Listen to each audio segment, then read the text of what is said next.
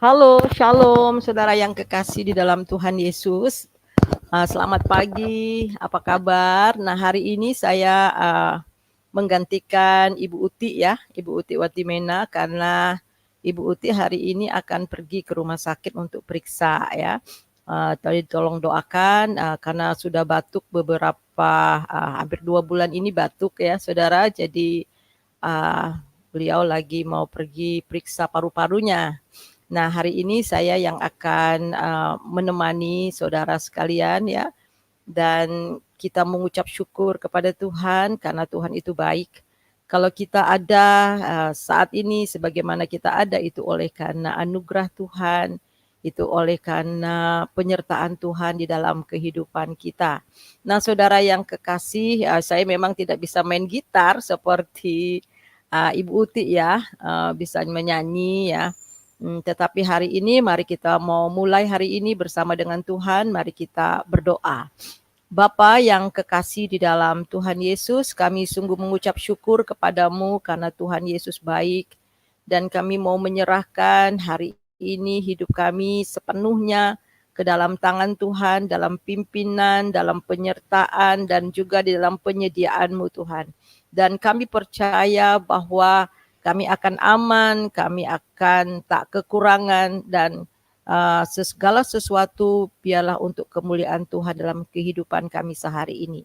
Dan kami mau mulai ibadah kami pada hari ini, pimpin kami supaya setiap orang yang menyaksikannya boleh mendapat berkat dan kami terus diteguhkan di dalam Tuhan. Terima kasih dalam nama Tuhan Yesus. Haleluya. Amin. Nah, saudara yang kekasih, kita akan kita akan mulai membaca firman Tuhan ya, dan mendengar firman Tuhan. Hari ini tugasnya siapa ya? Halo? Ya. Saya lupa tadi tanya sama Ibu Uti siapa yang bertugas hari ini, tetapi baiklah, sebelum kita mendengarkan firman Tuhan dari yang Pak George ya, Pak George. Ya, Pak George ya yang akan membawa firman Tuhan. Tetapi sebelum itu memang biasanya kita mendengar dari mana namanya?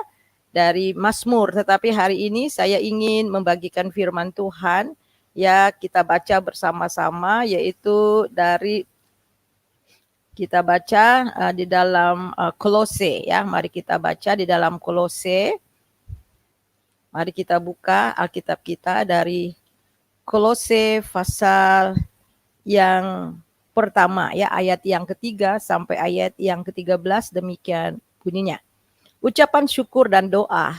Kami selalu mengucap syukur kepada Allah, Bapa Tuhan kita Yesus Kristus, setiap kali kami berdoa untuk kamu. Karena kami telah mendengar tentang iman-Mu dalam Kristus Yesus dan tentang kasih-Mu terhadap semua orang yang kudus, oleh karena pengharapan yang disediakan bagi kamu di sorga.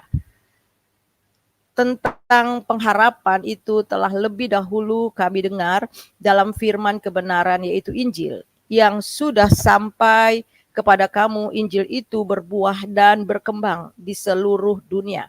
Demikian juga di antara kamu sejak waktu kamu mendengarnya dan mengenai kasih karunia Allah dengan sebenarnya.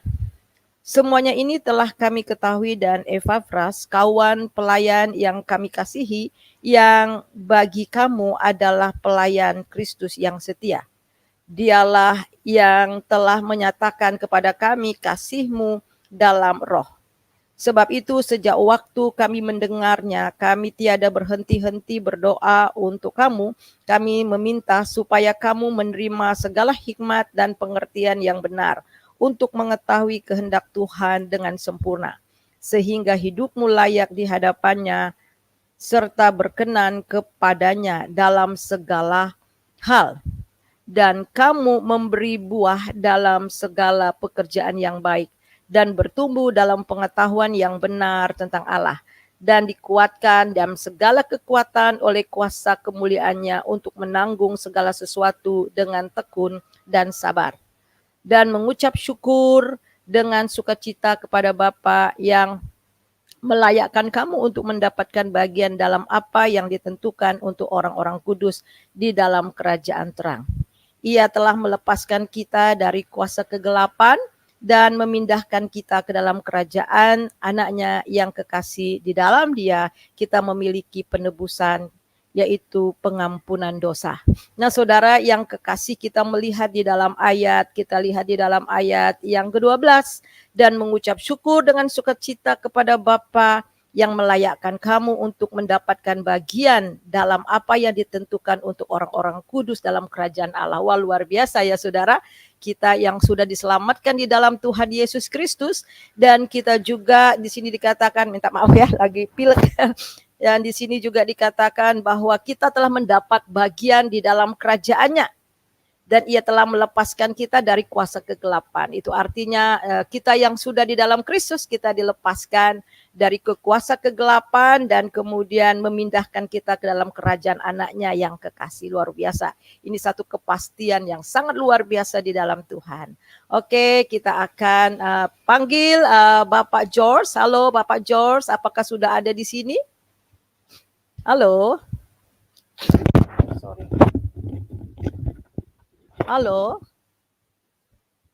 Halo. Ya, ini ada someone like gagap gimana? Dengarnya nyimak. Saya memang lagi enggak pegang Alkitab, itu dijawab terbukti enggak. Oh, ini siapa ya? Ya. Halo. Ada bagaimana? Adakah yang masuk di sini? Ya, selamat pagi, dan di sini Ibu Sin Gumilang ya, ada Bu Sin Gumilang. Di sini dikatakan bahwa Shalom, Pastor Suyani, good morning, a blessing always in listen to our daily bread in 7:30 AM and dan 8 ya in Canada. Ya, di Kanada jam 5:30 ya, pagi banget jam 6 ya. Ya. And love you also everyone in chat GBU ya. Kemudian dari Suli yaitu Shalom, selamat pagi ya. Saudara, ada yang mau masuk silahkan. Saya minta sekarang ini yang bertugas itu adalah Pak George. Halo, apakah sudah masuk di sini? Ya. Halo. Oke saudara, kalau memang belum ada yang masuk, mari kita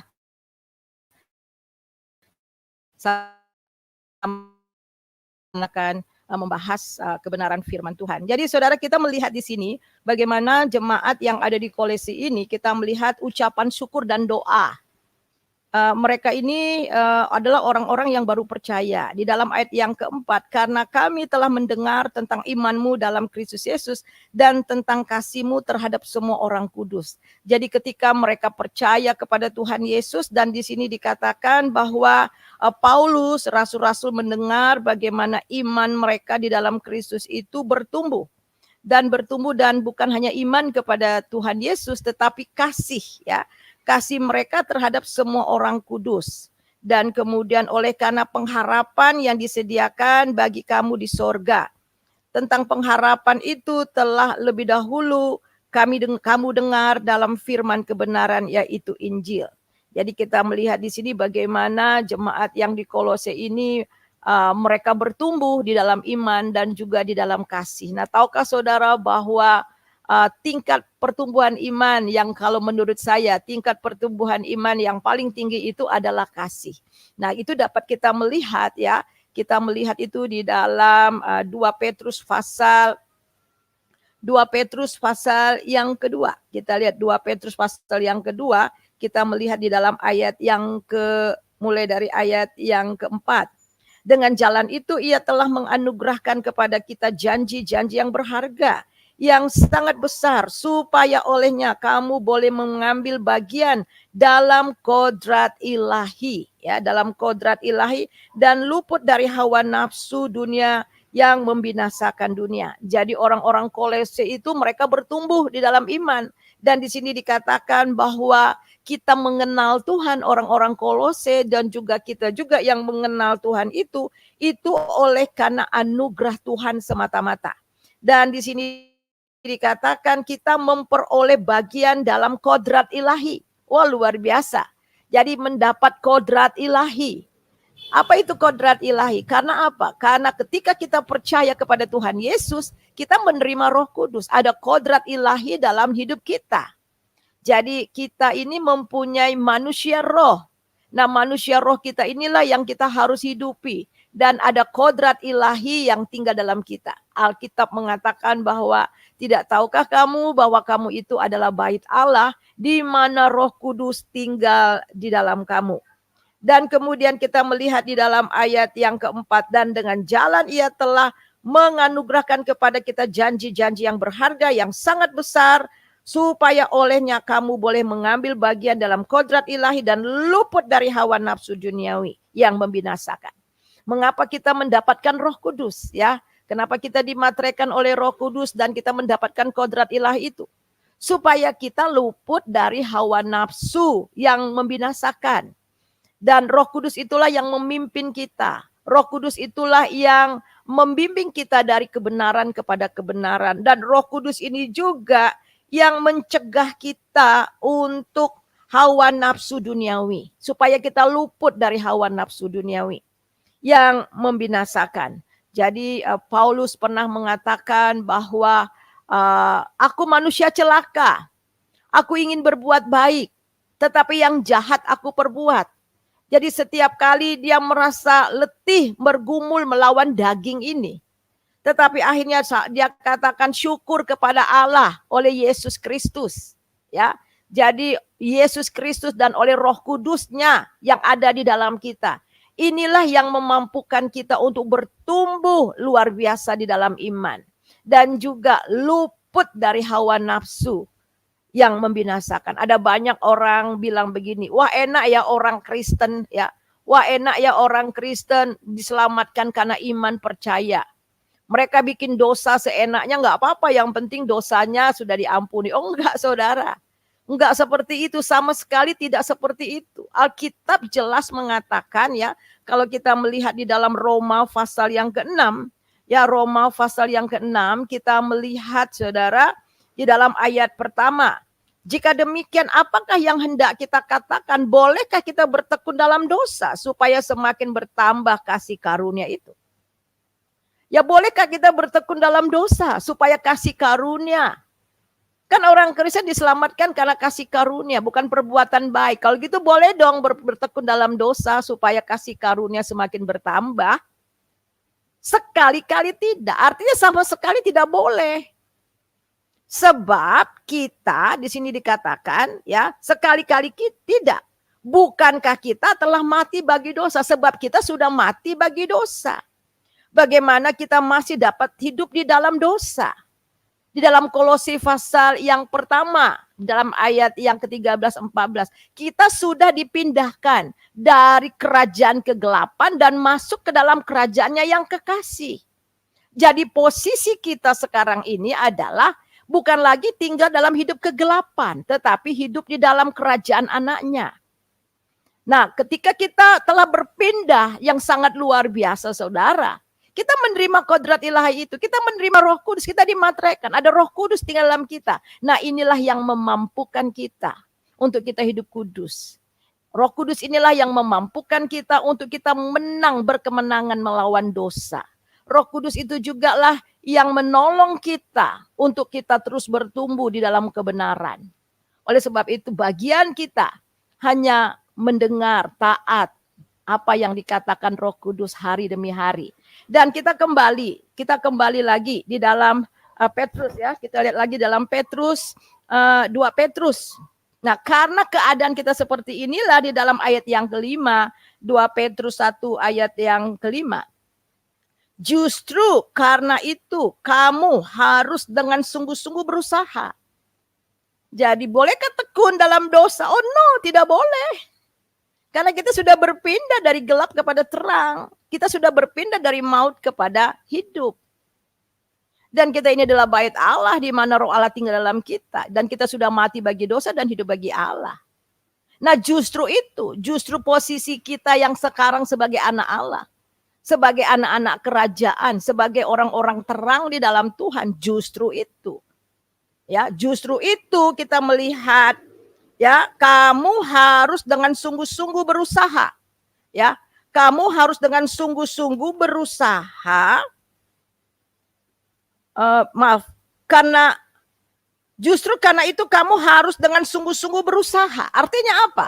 Ada usaha kita juga untuk kita membangkitkan iman kita, untuk kita terus bertumbuh di dalam Tuhan, untuk menambahkan kepada imanmu kebajikan.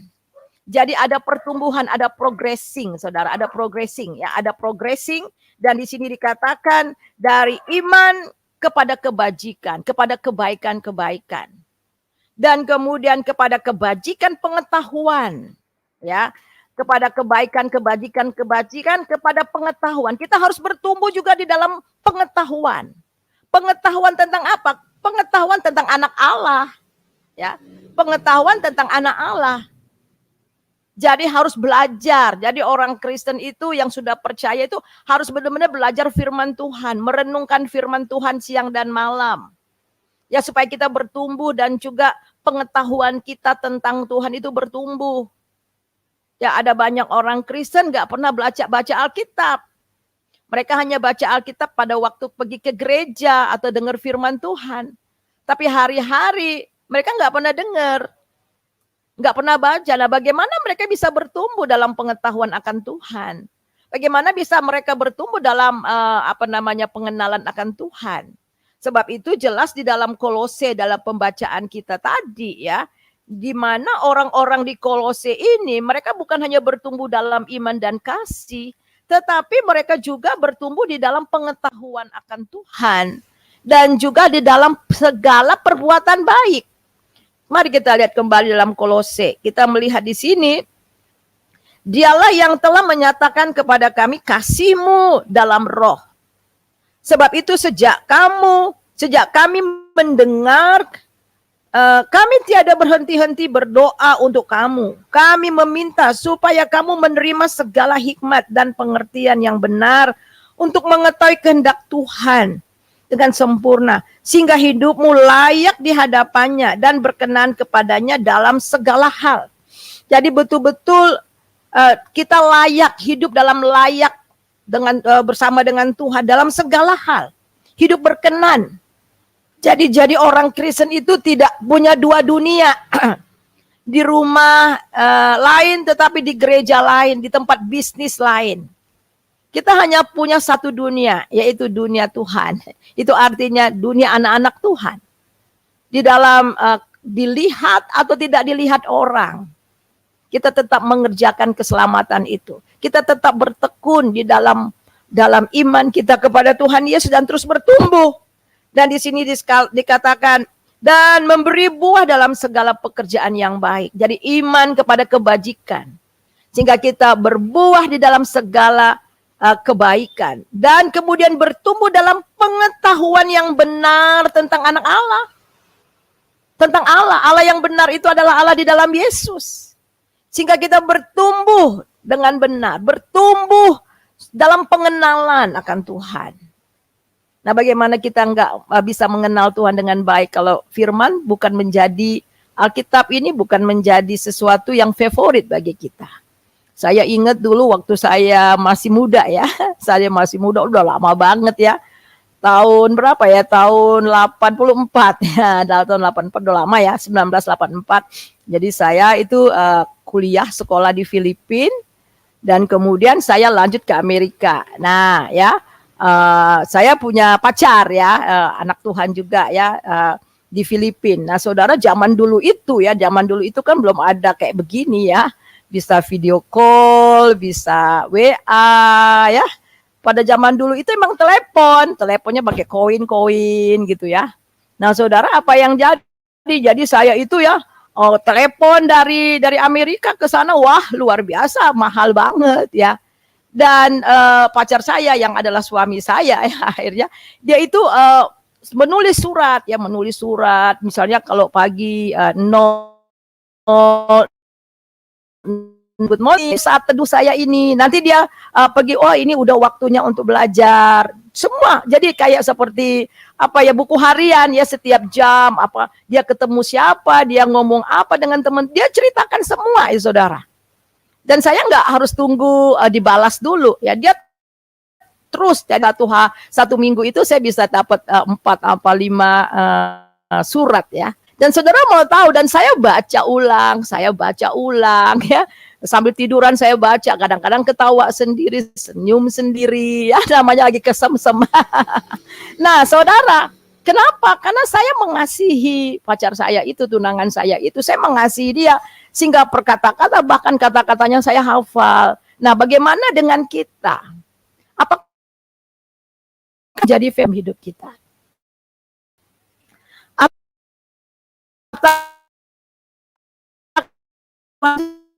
Seperti merindukan, apakah tulang-tulang kita ini kering karena merindukan titah-titah Tuhan. Nah, saudara, jadi kita melihat di sini kita harus mempunyai hati yang sungguh-sungguh. Dan Alkitab juga katakan bahwa dengan apakah seorang muda mempertahankan kelakuannya yang bersih dengan menjaganya sesuai dengan firman. Jadi saudara, untuk kita bertumbuh dalam pengenalan akan Tuhan, kita mau belajar, kita baca Alkitab, kita dengar firman Tuhan. Sekarang banyak YouTube, banyak pengajaran-pengajaran, tetapi tetap harus seleksi ya, yang sungguh-sungguh di dalam pengajaran yang benar. Ya, supaya kita terus bertumbuh dalam pengenalan Allah yang benar. Ya, ada satu ironis banget ya, di beberapa tahun yang lalu, anak pendeta, mereka jalan pagi. Ada teman yang di luar bukan orang Kristen, tanya, kenapa Tuhan itu disebut Tuhan? Kenapa dia disebut anak Allah? Anak pendeta ini nggak bisa jawab. Dan akhirnya pindah agama lain. Nah, kenapa? Karena nggak pernah belajar. Nggak pernah bisa memberi pertanggungjawaban. Oleh sebab itu, iman itu harus bertumbuh di dalam pengetahuan akan Tuhan. Dari kebajikan pengetahuan. Dan dari pengetahuan penguasaan diri. Ketika kita pengetahuan kita, ya pikiran kita sudah dikuasai, dan pikiran kita kan diubah oleh kebenaran firman Tuhan. Paradigma kita akan diubah oleh kebenaran firman Tuhan. Dan akhirnya saudara, kita bisa menentukan mana yang baik, mana yang jahat, yang mana yang tidak berkenan kepada Tuhan, ya saudara, yang tidak berkenan kepada Tuhan. Dan di sini juga dikatakan bahwa sehingga kita ada penguasaan diri. Karena firman Tuhan itulah yang tertanam dalam hati kita. Tadi setiap kali kita mau melakukan sesuatu, karena firman itu sudah tertanam dalam pikiran dan hati kita. Jadi ketika kita mau melakukan sesuatu, kita ingat firman. Ketika kita mau melakukan sesuatu, kita ingat firman. Oh, jadi orang Kristen itu bukan boleh atau tidak boleh dalam melakukan sesuatu, tapi berkenan kepada Tuhan atau tidak. Ini sesuai dengan kehendak Tuhan atau tidak. Jadi bukan haram atau najis atau apa, bukan. Tetapi apakah ini berkenan kepada Tuhan atau tidak. Ya saudara, jadi ini. Dan kemudian kita lihat pengetahuan kepada penguasaan diri. Kemudian dari kita tekun ya. Karena kita sudah punya iman, kita bertumbuh dari pengetahuan akan firman Tuhan. Ada penguasaan diri, ada ketekunan. Dan kemudian ketekunan kepada kesalehan. Nanti kita melihat ini tingkatan-tingkatan. Dan kepada kesalehan. Jadi firman Tuhan itu betul-betul menjadi hidup kita. Dan kepada kesalehan, kasih kepada saudara-saudara. Nah, di Kolose kami sudah mendengar kata Paulus tentang kasihmu kepada saudara-saudara. Saudara-saudara. Kalau kita mengasihi orang yang mengasihi kita, orang luar juga bisa begitu kata Tuhan. Ya, bahkan penjahat sekalipun bisa mengasihi sesama penjahat, ya. Ya, kita lihat orang-orang di luar yang tidak kenal Tuhan pun melakukan gitu. Tetapi yang sangat luar biasa, tingkat yang betul-betul tinggi di sini, itu adalah kasih kepada saudara-saudara, kasih kepada semua orang. Wow, semua orang. Itu artinya tidak peduli. Bukan kita mengasihi karena dia satu agama dengan kita. Kita mengasihi orang itu karena dia satu suku dengan kita. Atau karena dia saudara kita, tetapi kita bisa lebih mengasihi, tidak lagi dibatasi oleh siapa orang itu. Tetapi kita bisa mengasihi, ada hati Bapa. Kita bisa mengasihi karena di dalam Roma 5 ayat 5, karena kasih kita oleh Roh Kudus. Dan kita bisa mengasihi bahkan musuh kita sekalipun. Ya, musuh sekalipun kita dapat mengasihi mereka. Nah, itu adalah tingkat iman yang paling, pertumbuhan tingkat iman yang paling tinggi, di mana orang bisa mengasihi tanpa pamrih, ya, mengasihi tidak melihat status, mengasihi tidak melihat siapa orang itu, tetapi betul-betul kasih Allah yang melimpah tercurah dalam hidup kita, sehingga kasih itu dibagikan. Karena kita harus tahu bahwa perintah Tuhan yang pertama dan utama itu adalah kasihi Tuhan Allahmu, ya. Tuhan Yesus meminta supaya orang-orang mengasihi Bapa kita, mengasihi Tuhan Allah dengan segenap hati kita. Dan itu adalah perkataan dari Musa, ya. Perkataan dari Musa yang dikatakan oleh, yang dikutip oleh Tuhan Yesus, supaya orang-orang pada saat itu yang mengikuti dia mengasihi Allah dengan sungguh-sungguh, dengan segenap hati, dan juga mengasihi sesama. Jadi kasih yang vertikal dan kasih yang horizontal. Kalau kita katakan bahwa kita mengasihi Allah, tetapi kita membenci orang-orang yang ada di sekitar kita, itu omong kosong. Kata firman Tuhan, bagaimana kamu bisa mengatakan mengasihi orang kamu tidak bisa mengasihi orang yang kamu lihat, dan kita katakan aku mengasihi engkau Yesus, sedangkan musuh kita kiri kanan, saudara-saudara kita yang kita lihat kita benci. Tuhan bilang omong kosong, ya. Bukti daripada kita mengasihi Tuhan, kita dapat mengasihi sesama. Jadi itu kebenaran firman Tuhan yang kita dengar, dan akhirnya kalau kita bertumbuh dengan sungguh-sungguh di dalam ayat 8 dari 2 Petrus ayat yang ke-8, sebab apabila semuanya itu ada padamu dengan berlimpah-limpah, kamu akan dibuat menjadi giat dan berhasil dalam pengenalanmu. Wow. Kalau kita bertumbuh semuanya itu, kita akan dibuat giat dalam pengenalan kita akan Tuhan Yesus Kristus. Tetapi barang siapa tidak memiliki semua itu, ia menjadi buta. Tetapi kalau mereka nggak bertumbuh di dalam iman, mereka menjadi buta. Mereka nggak berpengetahuan akan Tuhan, mereka menjadi buta karena mereka nggak tahu apa yang mereka percayai. Ya, oleh sebab itu dikatakan di sini buta dan menjadi picik karena lupa bahwa dosa-dosa mereka telah dihapuskan. Ya, dan mereka lupa bahwa dosa mereka sudah dihapuskan. Karena itu saudara-saudara, berusahalah sungguh-sungguh supaya panggilan dan pilihanmu makin teguh. Sebab jikalau kamu melakukannya, kamu tidak akan pernah tersandung.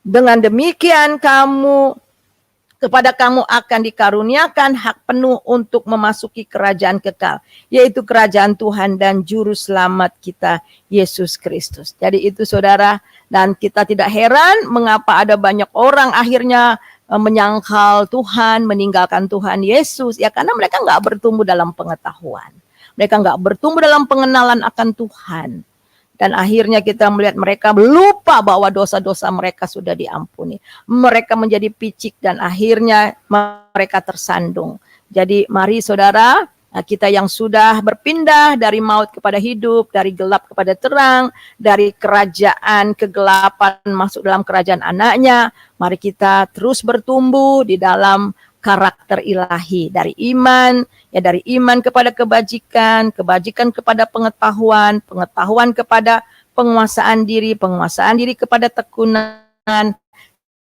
ketekunan kepada kesalehan, kesalehan kepada kasih saudara-saudara, dan kasih kepada saudara-saudara, kasih kepada semua orang. Ya, itu saja kebenaran firman Tuhan.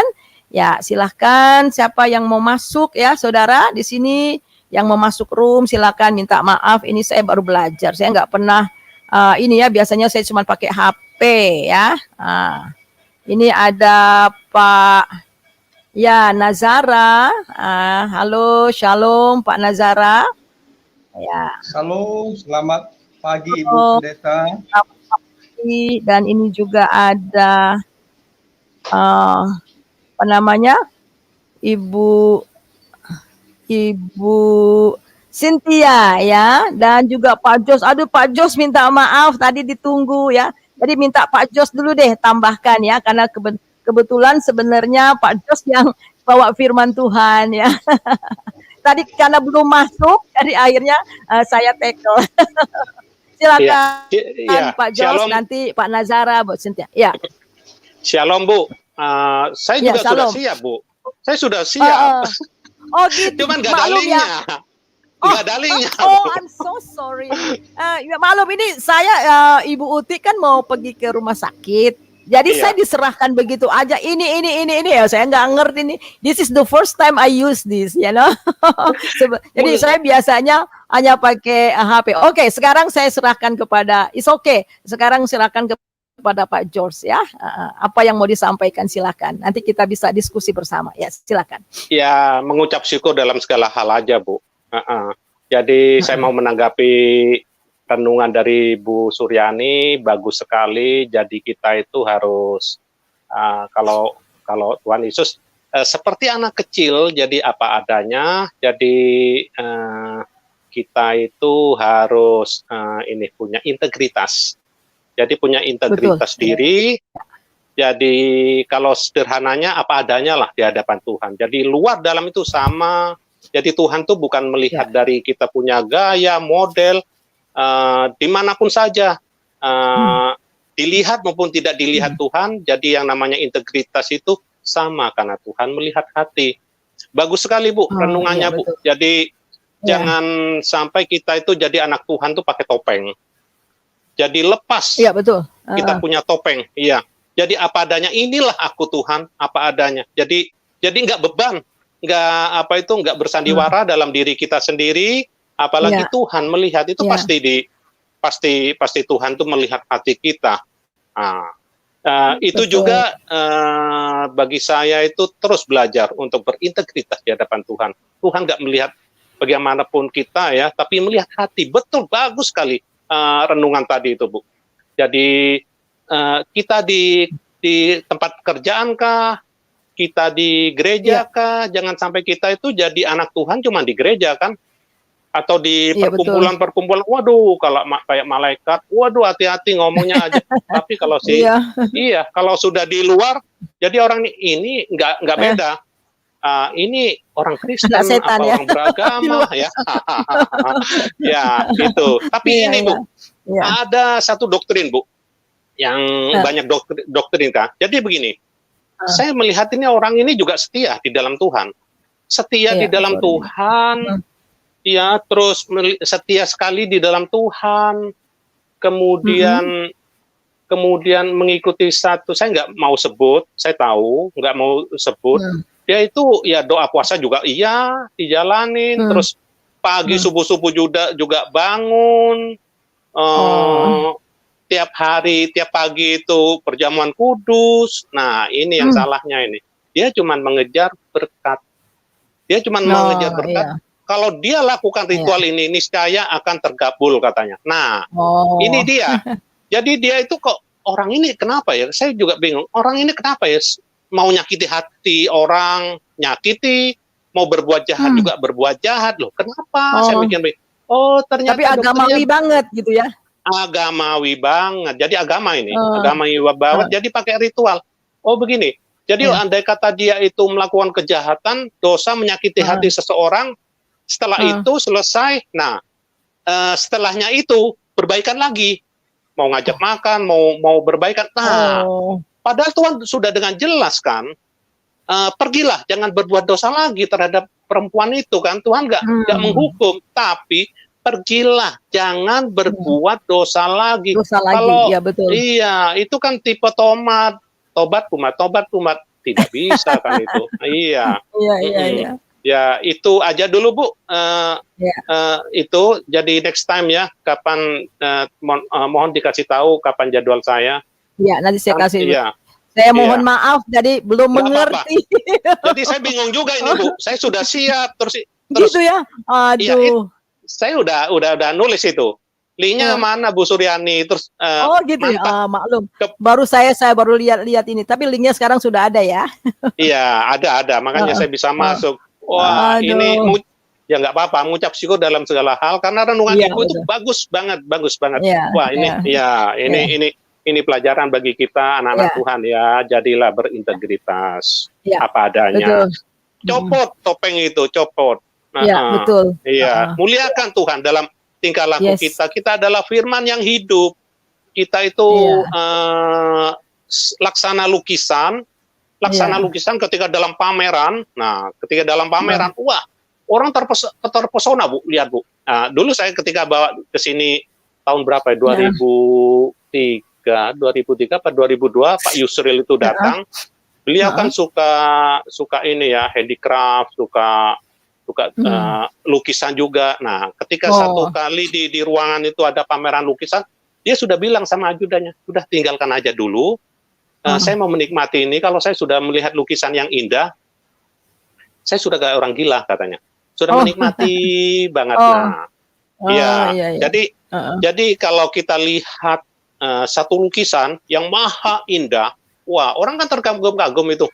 Iya, Terganggu-ganggu, pasti orang itu lihat, oh, siapa ini pelukisnya? Nah, iya. Jesus Christ, Tuhan Yesus Oh, Kristus melihat kita bagaikan lukisan yang maha mhm, indah dalam mhm. kehidupan kita, Iya, memberikan contoh. Wah, jadi orang itu jadi, oh, pantesan ya, oh, Jesus Christ, Tuhan Yesus Kristus. Nah, ini anak-anak Tuhan yang kita betul, pertontonkan betul. ke dunia. Iya, Kita betul, betul. pertontonkan ke dunia, menjadi salon berkat, menjadi terang Iya, dunia, menjadi garam hmm, dunia. Mungkin kita yes, nggak sempat untuk memberitakan firman Tuhan, atau eh, nggak pas ya dalam situasi itu. Tapi mereka melihat, waduh, ini kok beda hmm, banget dengan orang hmm, fasik. hmm, Nah, beda banget dengan orang hmm. fasik, dengan orang-orang Iya, umum. Nah, ini beda, iya, terang banget ini. Wah, cemerlang banget ini. Siapa ini? Oh, ternyata ya. Mulai penasaran orang. iya, Oh, right. oh gitu. Nah, oke Oh, Bu, itu aja dulu Bu. iya, Tuhan iya. memberkati. Ya, Ya, terima kasih Pak George, sekali lagi ya. sorry. Dan Nggak memang apa-apa luar Bu. biasa ya. Hmm. Heeh. Ya, Mengucap ini syukur memang dalam luar segala hal. biasa. Oh, betul, Mengu- betul. Heeh. Mengucap syukur Ini dalam segala mendadak hal. juga, jadi tiba-tiba tadi saya Ya, lagi di kamar, Ibu Uti bilang, "Usi, tolong ini." Wah, nggak ngerti gue, saya bilang gitu. Ini diajarin, cuman dibilang-bilang gitu, jadi langsung tadi makanya bingung tadi gimana Pak Jos kok belum muncul, padahal belum ada itunya ya linknya. Nah, memang ya. saudara yang kekasih bahwa tujuan akhir dari kekristenan itu untuk menjadi serupa dengan Kristus. Nah, itu. Amin. Karena apa? Karena kita ini memang mempelainya, ya, mempelainya, dan kita akan diubah dari waktu ke waktu, ya. Ayat firman Tuhan yang sering juga ya saya bagikan itu di dalam 1 Korintus ya, 2 Korintus pasal 2 Korintus pasal yang ketiga ya, ayat yang ke-17 dan 18. Sebab Tuhan adalah roh, dan di mana roh Allah, di mana ada roh Allah, di situ ada kemerdekaan. Nah, tadi saya Amin. katakan, ketika kita menerima Yesus, kita menerima Roh Kudus, kita mendapat kodrat ilahi. Supaya kita apa? Supaya kita bisa luput dari hawa nafsu yang membinasakan. Jadi itulah sebabnya mengapa Roh Kudus tinggal dalam kita, supaya kita ini bisa luput dari dosa ya, dari dosa hawa nafsu. Dan di sini dikatakan Roh Kudus itulah yang memerdekakan kita dari ketakutan, memerdekakan kita dari dosa-dosa, dan terus menerus, dan sehingga di dalam ayat yang ke-18 dari 2 Korintus pasal yang ketiga, dan Tuhan dan kita semua mencerminkan kemuliaan Tuhan. Nah, ini jadi saudara dan saya ini mencerminkan kemuliaan Tuhan. Tadi seperti Pak Gunawan bilang, lukisan ya, lukisan kita dilukis oleh Tuhan dengan begitu indah ya. Dan di sini dikatakan muka yang tak terselubung, dan karena kemuliaan itu datangnya dari Tuhan yang adalah Roh, maka kita diubah. Perhatikan, kita diubah menjadi serupa dengan gambarnya. Kita diubah menjadi serupa dengan gambarnya. Gambar siapa? Gambar Yesus. Diubah dalam karakter Kristus, sehingga kita memiliki pikiran Kristus, kita memiliki hati Yesus, dan juga tindakan-tindakan Yesus. dalam kemuliaan yang semakin besar. Jadi semakin besar loh ya, bukan menurun, dalam kemuliaan. Jadi tadi yang di dalam 2 Petrus pasal yang pertama ayat 5 sampai ke 7 ya, dari iman kepada kebajikan, pengetahuan itu dari semakin besar. Jadi iman kita itu growing ya. Our faith is growing in the Lord ya. Kemudian kita menjadi Christ likeness, menjadi serupa dengan Dia. Jadi itu, dan nggak bisa ya kita kalau hanya mengejar harta. Kita beragama dengan tujuan supaya kita diberkati. No. Berkat itu adalah bonus ya. Sekali lagi, berkat itu adalah bonus. Karena Dia Bapa kita, dia tahu banget cara memberkati kita. Tapi tujuan utama kita bukan berkat jasmani, berkat rohani. Kalau berkat rohani Dia kasih, masa berkat jasmani Dia nggak kasih? Ya, kita melihat pasti, dan itu ya sesuai dengan kehendak Tuhan. Kita melihat di dalam Alkitab ya, ada Abraham, ada Ayub yang juga diberkati secara materi, tetapi bukan itu tujuannya. Kenapa bukan itu tujuannya? Contoh Ayub, dia menjadi harta yang banyak banget ketika iblis bilang ambil aja semuanya. Coba ambil semuanya, pasti dia ngutuk kamu. Dia kan ikut Tuhan karena ikut engkau karena berkat. Jelas aja dia kaya, dia orang terkaya di bumi ini ya, pada saat itu di negeri ini, jelas aja dia tekun, dia mengasihi engkau. Coba deh ambil semua hartanya, pasti dia kutuk engkau. Nah, iblis berpikir begitu. Ayub itu mengikut Tuhan karena harta. Tetapi Tuhan bilang, Tuhan lebih kenal Ayub daripada setan. Tuhan bilang, oke, silakan ayo kita taruhan. Tuhan taruhan loh. Oh, akhirnya setan, ya namanya setan, nggak nunggu iblis, nggak nunggu lagi, semua habis. Tetapi yang terkejut, yang kaget itu bukan Ayub, malah setan yang terkejut. Ketika semuanya habis, anak-anaknya 10 mati dalam 1 hari, semuanya habis hartanya. Dia bilang apa? Dia memuji Tuhan, dia katakan keluar dari kandungannya dengan telanjang dan kembali dengan telanjang. Tuhan yang memberi, Tuhan yang mengambil, terpujilah Tuhan. Wow, luar biasa. Jadi memang saudara, jadi Ayub mengikut Tuhan, percaya mengasihi Tuhan, bukan karena harta, bukan apa, tetapi dia betul-betul mengasihi. Sekali lagi, harta, kekayaan, ataupun semua yang kita berkat, yang kita miliki tidak sebanding dengan berkat surgawi.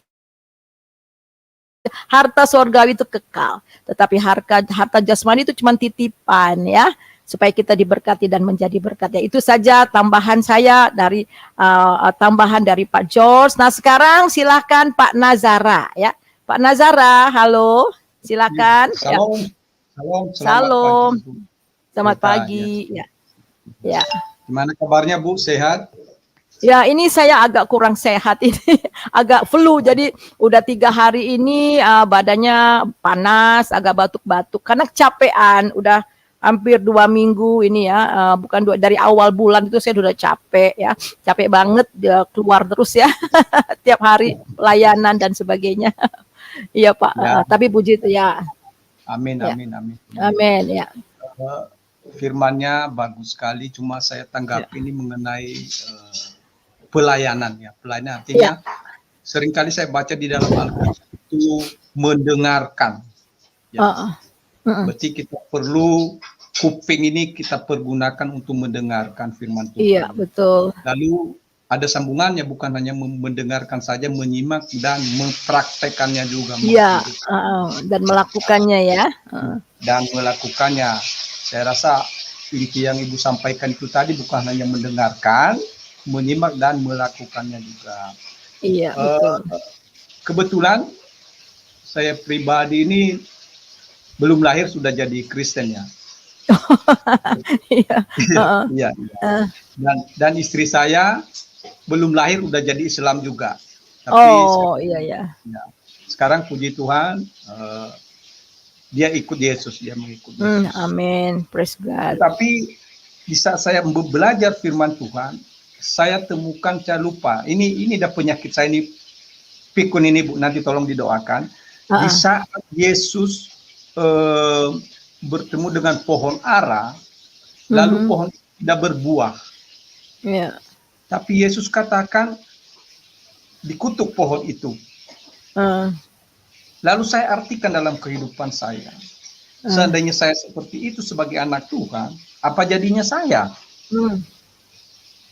Padahal memang Yesus tahu bahwa itu bukan musimnya. Iya, Demikian betul. juga saya bilang, artinya saya harus berbuah walaupun itu bukan pada musimnya. Mungkin baik atau tidak baik, saya harus Iya. berbuah di dalam Yesus. Betul, betul. Saya Iya. berbicara di sini arti pemberita kebenaran itu sendiri. Iya. Jujur saja dalam tahun-tahun ini, ya mungkin bisikan atau panggilan bahwa kamu Iya. harus melayani. Wah, saya bilang saya nggak ada basic di sana bahwa saya Iya. tidak memiliki pengetahuan tentang Alkitab. Iya. Tetapi saya disuruh melayani, artinya melayani dalam artinya mengambil bagian di dalam pelayanan Iya. itu sesuai dengan karunia. Ya, saya rasa Ibu Pendeta ini dia memiliki karunia yang luar biasa untuk menyampaikan firman Tuhan. Dan saya pelajari lagi betul juga kita ini masing-masing memiliki karunia yang berbeda-beda. Iya, betul. Nah, kebetulan saya ini suka berdoa ya, mendoakan orang. Ya dalam beberapa bulan ini memang betul banyak tantangan untuk mendoakan orang itu tidak mudah. Tidak mudah. Kita rasakan bagaimana permasalahan yang mereka hadapi kita harus doakan dan itu sebuah pergumulan bagi kami di dalam pelayanan. Demikian juga istri saya libatkan, mari turun ke lapangan untuk melayani, mengambil bagian di dalam pelayanan itu. Saya rasa ini, saya pribadi bahwa ini misi Yesus sebenarnya. Untuk mari bekerja. Karena ikut Yesus itu tidak diam. Menurut saya kita harus ada yang harus kita kerjakan. Betul. Ya, kerjakan itu apa? Melayani. Melayani itu bukan seperti ibu. Kalau ibu kan berbicara luar biasa tentang firman. Tetapi saya rasa yang lain-lain mungkin ada juga kekurangan. Contohnya mungkin ada hal-hal lain ya yang banyak hal tentang pelayanan itu. Tetapi bagi saya, ayo seperti kami pribadi, mari melayani. Bukan hanya sekedar doa saja, tetapi ke depan mungkin Tuhan lebih memberikan tanggung jawab yang lebih berat lagi bagi kami, bagi anak-anak Tuhan. Oleh karena itu, saya minta doa, dukungan doa kepada Ibu, khususnya kami, karena saya ini bukan siapa-siapa, Bu. Di dalam gereja bukan siapa-siapa, orang yang bodoh, orang yang lemah, saya katakan. Tetapi kalau Tuhan pakai, ya saya nggak bisa nolak.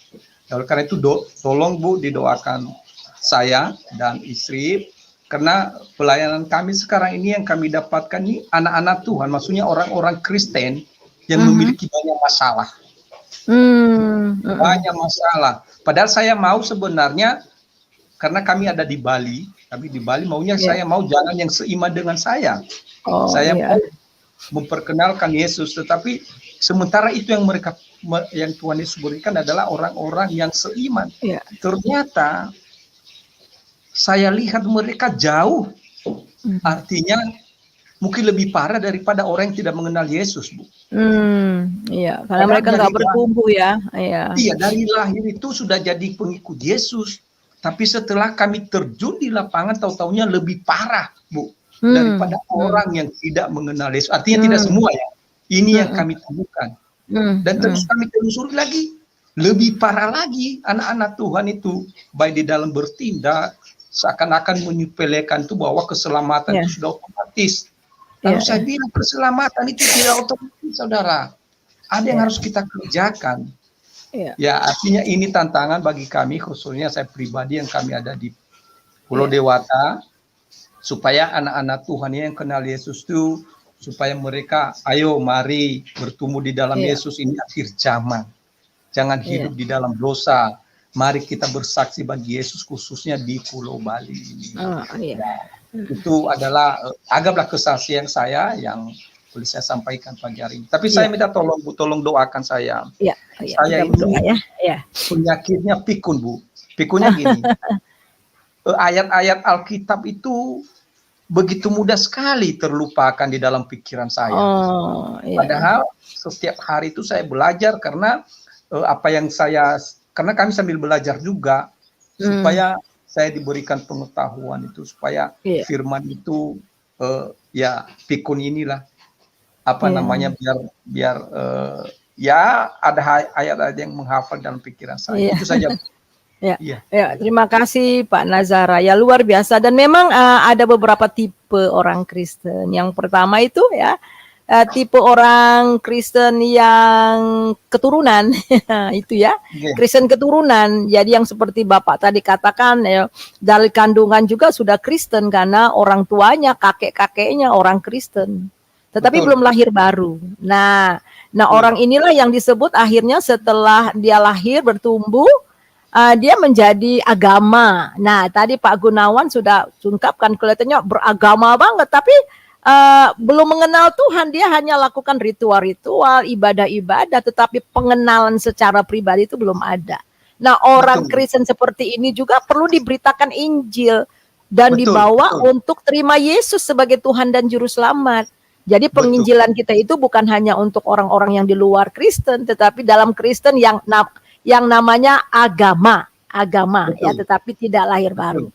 Nah, kemudian ada yang kedua itu adalah Kristen, nah yang sudah lahir baru tapi tidak bertumbuh. Nah, itu yang tadi nggak bertumbuh ya, nggak bertumbuh dalam Tuhan. Dan yang ketiga itu adalah orang yang bertumbuh di dalam Tuhan, yang benar-benar menjadi pelaku firman. Nah, itu.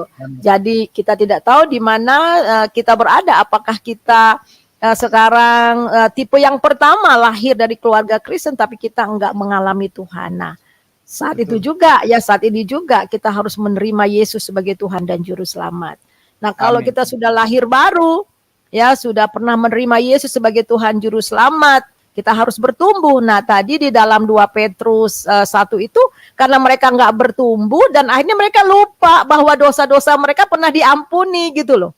Bahwa mereka pernah menerima Yesus, mereka lupa karena nggak bertumbuh dalam pengenalan akan Tuhan. Dan kemudian yang ketiga itu adalah orang yang sungguh bertumbuh dalam Tuhan, ya, dan akhirnya menghasilkan buah-buah kerajaan dan hidupnya terus diubah menjadi seperti Kristus, serupa dengan Kristus, bertumbuh dalam integritas, bertumbuh di dalam karakter ilahi, karakter Yesus. Nah, itu saja ya Pak ya. Ya, kita mau berdoa buat Pak Nazara ya di daerah Bali ya. Ya, kita berdoa sekarang ya. Betul. Haleluya. Bapa, di dalam nama Yesus kami mau berdoa pada saat ini untuk Pak Nazara dengan istri dan keluarga yang melayani di Bali. Tuhan, mereka membina orang-orang yang katanya Kristen tapi hidup mereka belum mengenali Yesus yang sesungguhnya. Hamba mau berdoa, Engkau pakai, Engkau urapi Pak Nazara dengan kuasa-Mu Tuhan, dengan hikmat yang daripada Tuhan, pengetahuan tentang firman Tuhan, sehingga kebenaran firman Tuhan yang disampaikan kepada orang-orang yang dia layani itu dapat diserap dengan baik dan mereka diubah, menerima Yesus dan diubah hidup mereka. Biarlah berikan ketekunan, kesungguhan, kuasa ilahi bekerja dalam kehidupan Pak Nazara dan istrinya. Sehingga banyak jiwa yang dimenangkan bagi Tuhan. Cukupi semua kebutuhan mereka. Kuatkan mereka dalam menghadapi banyak tantangan. Protek mereka dengan malaikat-Mu dengan kuasa darah Yesus. Terima kasih Bapak, dalam nama Yesus kami berdoa. Haleluya. Amin. Amin. Ya, terima kasih Pak Nazara. Oke, ya, Tuhan Yesus memberkati. Sekarang kita masuk ya, Ibu Cynthia. How are you, Ibu Cynthia? Not bad, good. Good. Oh. Shalom. Shalom. Shalom. Lama nih, sebentar lagi aku mau ada doa jam 7. Oh, oke. Ini bagus benar apanya topiknya kasih. Ya. Ini ada satu contoh kayak Pak George. Kan George kan udah mesti hari ini kan. Kalau dia nggak ada kasih kan dia udah bisa marah-marah, bener nggak? Oh iya betul. Wah, ngapain ini gitu? Ngambek-ngambek gitu kan? Iya. Betul. Satu contoh yang paling bagus emang kasih, kita mesti kayak Tuhan. Soalnya kan Tuhan udah tinggal di dalam kita kan? Betul. Ya. Dan di firman kan juga ada bilang 1 John 4, God is love. Iya. Bilangnya ini. Beloved, let us love one another. For love is of God, and everyone who loves is of God and knows God. He who does not love does not know God, for God is love. Alright. Ya, betul. Sama juga di Kolose 3 kan bilang, nomor 23, whatsoever you do heartily as to the Lord, not unto men. Yes. Ya. Itu kayak inget dulu waktu saya masih kerja. Tiap kali kalau mau marah, aku ingetin itu ayat. Iya betul-betul. Itu yang tadinya karena ayat itu ada di pikiran kita, di hati kita, jadi menjadi benteng buat kita untuk jangan mencegah kita untuk melakukan kesalahan. Iya, Iya, ayat itu bagus betul bener. betul. Tuhan Heeh, benar baik. Dan juga it's better to have kasih of God eternally daripada Yes. harta karun atau apa-apa. Yes, yes. Kayak saya waktu pertama terima Tuhan, aduh enak bener. It's so good to know Him. The first Iya. time kayaknya nggak ada hilang, kayak ada joy, ada peace, ada semuanya. Iya, Itu kan iya. nggak bisa dibeli dengan harta. Iya betul betul. Iya bisa. Waktu terima juga lihat Tuhan, itu kan nggak bisa orang dapat kan? Tiap orang Iya betul. lihat Tuhan. Ya, so every time kalau aku lagi doa, aduh enak bisa lihat Tuhan. Iya. Sinarnya, terangnya, ada peace. Ya, enak benar, Iya, nggak bisa betul. dibeli. Iya betul Bu. Itu yang what is missing kepada orang Iya benar. Islam. Enggak sebanding dengan seluruh dunia pun nggak bisa membayarnya. Iya, nggak bisa. Ya karena dunia ini emang punyanya Tuhan. Iya, nggak ada duit yang bisa beli. Ya, bahkan dunia Baju sekalipun kita dengan juga. segala isinya. Iya betul. Segala isinya. Betul. Langit dan bumi miliknya Dia. Yes. Terang, yes. gelap miliknya Dia. Even our hair is number 2. So, Iya. none is Iya, betul. ours. All is His. Ya. Ada pesan juga dari Tuhan, tapi bilanginnya sekarang nggak apa, tunggu Bu Uti. Jadi dia bisa dengar. Boleh sekarang juga nanti saya sampaikan. Ya oke, pesan Tuhan is waktu saya lihat neraka, nggak enak bener ya, baunya gelap sama orang-orang teriak. Kayak yang di itu, siapa itu? Lazarus sama orang kaya kan. Lazarus, ya, dia, dengan orang kaya ya. Panas sekali juga, kayaknya pengen keluar, nggak betah di situ, panas. Terus waktu ke surga, aduh enak benar. Bisa lihat your loved one yang sudah meninggal, kalian bisa lihat. Tapi nggak kayak wajah dulu ya, pakai kayak jubah putih gitu. Terus peaceful, ada apa? Angelsnya apa sih to one another, sangkakala gitu. Yang kayak di Wahyu dibilang. Iya, betul. Ya, ada angel sama apa playing trumpets. So beautiful. Terus waktu mau enter his gate, itu me to go enter his gate, ya kayak ada lapis lazuli, emerald, gold, all that. Wow, dia duduk di tahtanya. Permata ya. Iya, terus dia duduk di tahtanya, waduh bagus. Terus ada angels, Gabriel sama siapa? Michael kan? Bagus. Terus dipesan jangan apa? On the COVID, seek him. Itu pesannya jangan. Don't focus to COVID ya. Yeah, don't focus on COVID, but focus on God. Seek on the God. Lord. Yeah, right. Actually that was for 2020, tapi Tuhan bilang it's not only for 2020, for seterusnya. All the life. Itu ya pesannya, pesan Tuhan. Jangan focus on COVID, but focus on Him. Yes. Itu pesannya Tuhan. Iya. That's it. Iya. Thank you, Ibu Cynthia ya. Jadi fokus jangan kita harus kepada Tuhan Yesus. Iya betul. Makanya ya di dalam Ibrani pasal 12 ya, Ibrani pasal 12 bahwa hidup kita ini seperti pertandingan loh. Pertandingan ya. Pertandingan perlombaan. Jadi kita nggak goncengan, masing-masing kita ini berlomba. Kita ada di dalam medan perlombaan ya, masing-masing kita berlomba. Dan apa yang dikatakan ya seperti jadi fokus ke Tuhan ya. Coba di dalam kita lihat di dalam Ibrani pasal yang ke-12, di situ dikatakan ya di dalam ayat yang pertama, karena kita mempunyai banyak saksi bagaikan awan yang mengelilingi kita, mari kita menanggalkan segala beban dan dosa yang begitu merintangi kita dan berlomba dengan tekun dalam perlombaan yang diwajibkan bagi kita. Jadi seringkali orang Kristen itu lupa bahwa kita sebenarnya sedang berlomba loh saudara. Sedang berlomba ya, sedang berlomba untuk sampai finish. So we have to finishing well. Ya, benar-benar sampai seperti Paulus katakan, aku telah menyelesaikan pertandinganku dengan baik. Ya kan? Iya. Jadi apakah kita sampai kepada garis finish? Sebab itu yang pertama, bagaimana menanggalkan semua beban dosa yang begitu merintangi. Fokus Kalau on kita God. berlomba lari, nggak mungkin kita pakai jaket, kita pakai baju yang kepanasan. Nggak malah Semua bisa ada lari. ringan-ringannya. Sepatu juga ya, umpamanya Iya. pas Sepatunya mau paling pakai ringan loh sepatu. orang kalau pelari. Iya, sepatu ringan. Umpamanya di sepatu ketsnya ada pasir kecil saja kasir. Udahlah biarinlah pasirnya cuman kecil kok. Nggak jadi masalah. Tetapi ketika lari, saudara apa yang jadi? Berat Itu nggak pasir kan? walaupun kecil, itu akan nancap ke kulit. Iya kan, semakin dia lari, semakin kencang, semakin dan akhirnya bisa berdarah. Jadi betul-betul semua, walaupun kecil sekalipun, jadi dibuang semua ya. Oh nggak apa-apalah, di sepatu kets saya ini ada sedikit pasir kecil banget ya. Kecil banget ya. Tetapi nggak apa-apa. Tetapi kalau dia kita lari terus berlari, kan keinjek-injek dan akhirnya bisa masuk ke kulit dan bisa berdarah. Dan itu sangat sama infeksi.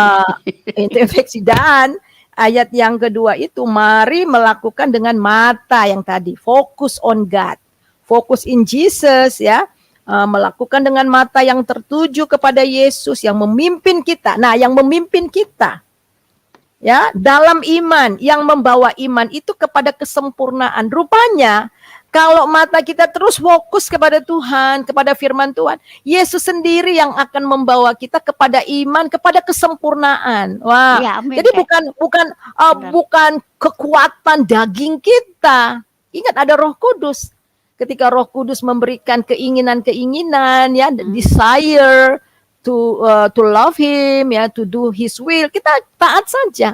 Dan Dia akan memimpin kita, dan Yesus sendiri itu yang akan membawa iman kita kepada kesempurnaan. Wah, bagus banget ya. Iya, jadi ya bukan diri. Makanya benar-benar keselamatan itu karena anugerah ya. Makanan Dan kita aku udah habis. Iya. Hari ini dikirim sama Oh. istri pendeta. Aku fokusin wow. makanannya udah habis. Aku fokusin on Iya. God terus. Iya, betul. Selalu bilang, oh my God shall supply all my need. Aku percaya. Iya, right. Ntar pas Iya. waktunya Iya. akan dapat makanan. Bener hari Yes, ini dapat iya. makanan. Hidup karena iman, karena anugerah. Iya, betul. Tuhan Waktu tahu dulu cara. susah bener, nggak percaya gitu waktu itu. Iya, Bertahap Tuhan pupuk aku. Iya. Waktu pertama kalinya wah susah Iya. bener mau percaya kepada Itulah Tuhan. yang namanya Gampang. itu yang namanya alami Jatuh, Yesus ya. bangun, jatuh, bangun, jatuh, bangun. Hmm. Kayak yoyo. Capek deh ya. Ya, capek kayak yoyo, hampir mau give up. Oh iya. Oke deh, thank you Bu, Iya. aku udah mesti pergi. Oke, 9 menit lagi ada thank you Ibu doa. Cynthia. Sorry, nggak bisa. Ya. God bless Yes, you oke. semuanya. Dan sekarang Ibu Sally. Ibu Sally silakan. Ibu Sally. Ibu Sally. Silakan Ibu Sally. Are you here? Ibu Sally mau bersaksi atau mau menambahkan sesuatu dari pelajaran kita pada hari ini? Silakan Ibu Sally, dibuka mute-nya. Itu masih masih di mute ya, di unmute ya. Nah, silakan Ibu Sally. Halo. Oke, sementara menunggu kita akan melihat ini ada beberapa chatting ya. Kita akan menyapa orang-orang yang chatting pada hari ini ya. Ada banyak ya. Ini banyak juga ini ya. Dari atas ada ya. Nah, kita melihat di sini ada Junaidi ya, Tan di Lolak ya. Shalom Bu Uti, Ibu Pendeta Suryani, selamat melayani ya. Shalom Bapak, dan juga Adem ya, Aden. Shalom Bu, saya jadi pendengar sejati aja sambil belajar ya. Puji nama Tuhan. Memang kita ini adalah teman-teman yang belajar firman Tuhan dan mendengar dan melakukannya. Kemudian Ibu Sin Gumilang ya, tadi sudah. Ibu Pastor Suryani dari Snoling ya, sorry tadi nggak ngerti ya.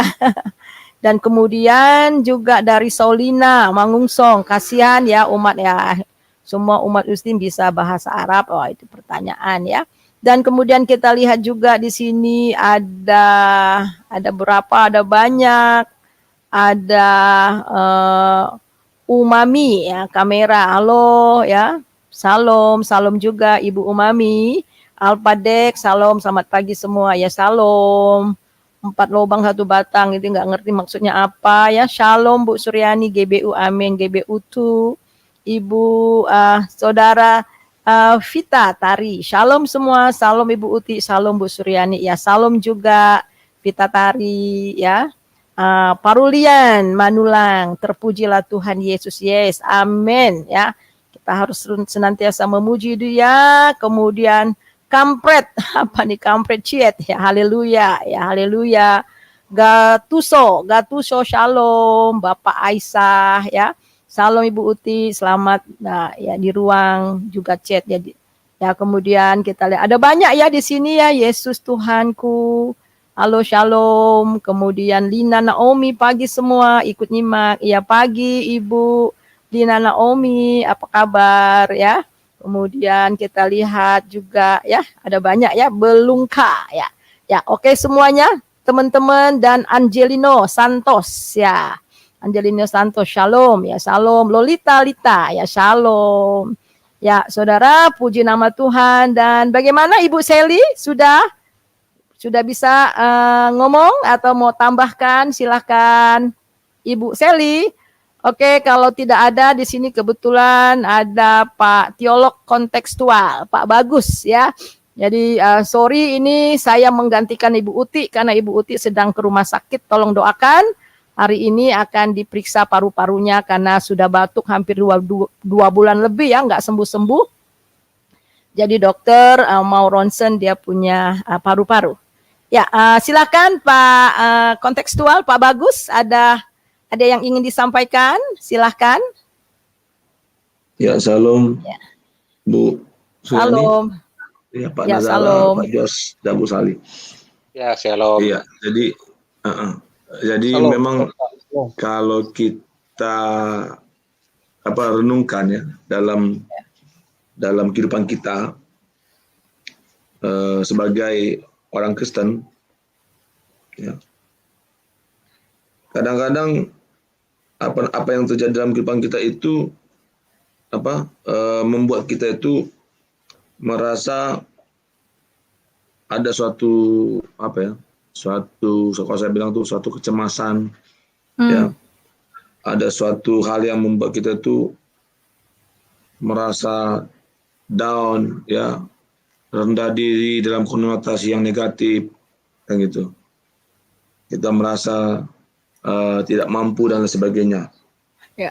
Nah, jadi memang kita sebagai murid Yesus, ya, sama seperti gini. Kalau kita lihat di dalam Alkitab itu, ketika Tuhan Yesus itu berjalan di atas air, ya, tetapi Petrus ingin pergi gitu ya, menuju kepada Yesus kayak gitu. Ya kan. Padahal Yesus sudah mengatakan, ya silakan marilah ke sini. Nah, gitu. Tapi Petrus ragu. Nah, gitu. Padahal Yesus sudah mengatakan, ya berjalanlah gitu. Nah, lalu Petrus ya mencoba dengan keberaniannya itu dia berjalan di atas air. Gitu. Tetapi tidak lama. Kenapa? Karena ada angin. Iya. Gitu. Nah, ketika angin itu bertiup agak kencang, nah itu yang membuat Petrus itu ya ragu. Gitu. Yang tadinya dia awalnya berani, yakin, karena ada angin, dia ragu. Akhirnya dia apa? Jatuh, tenggelam. Iya, betul. Nah, jadi memang di sini kita melihat, ya kalau saya mengatakan itu angin itu sesungguhnya bertiup ya kencang dan gelombang itu ya membumbung tinggi. Nah, tetapi Rasul Petrus di sini dia menghiraukan itu. Nah, itu. Andai kata Rasul Petrus tidak menghiraukan angin dan gelombang itu, dia bisa berjalan di atas air menjumpai Yesus. Nah, itu. Jadi begitu juga dalam kehidupan kita, ya gitu. Kita juga diminta seperti kata Pak Jos tadi, ya Bu Suryani tadi, ya Bu Cynthia. Bagaimana kita itu kalau kita jadi orang Kristen, milikilah pengenalan yang semakin dalam akan Tuhan Yesus. Itu aja intinya. Ya, kalau bagi saya. Kenapa? Karena semakin kita mengenal Tuhan, ya, maka kita semakin merasakan bagaimana kasih dan kuasa Tuhan itu dinyatakan dalam hidup kita. Tidak ada yang lain. Orang yang semakin mengenal Tuhan pasti hidupnya semakin hari semakin berubah. Gitu. Orang yang mengenal Tuhan pasti karakternya pun akan semakin serupa dengan Yesus. Kenapa? Dia sudah mengenal dia. Gitu. Makanya dia katakan, aku mengenal dia dan saya lupa di mana, bisa teman-teman cari. Mengenal dia dan kuasa kebangkitannya, sehingga aku semakin serupa dengan dia. Nah itu. Jadi memang ketika kita sungguh-sungguh mengenal Tuhan, ya, kita tidak punya urusan dengan cara dan tempat di mana Tuhan merancang situasi kita. Tidak. Gitu. Sekalipun masalah yang menerpa kita nyata, tetapi bila kita menatap masalah itu, maka kita akan segera dilingkupi oleh masalah itu. Bahkan kita tidak sanggup untuk melihat kehadiran dan kuasa Tuhan. Nah ini persoalannya. Tapi kalau kita tidak menatap masalah itu, sekalipun masalah itu ada nyata dalam hidup kita, ya,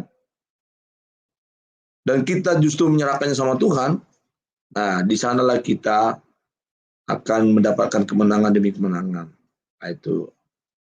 Jadi intinya kalau saya katakan yaitu kita harus memberikan totali, ya kan, hidup itu totali hidup dalam penyerahan kepada Tuhan.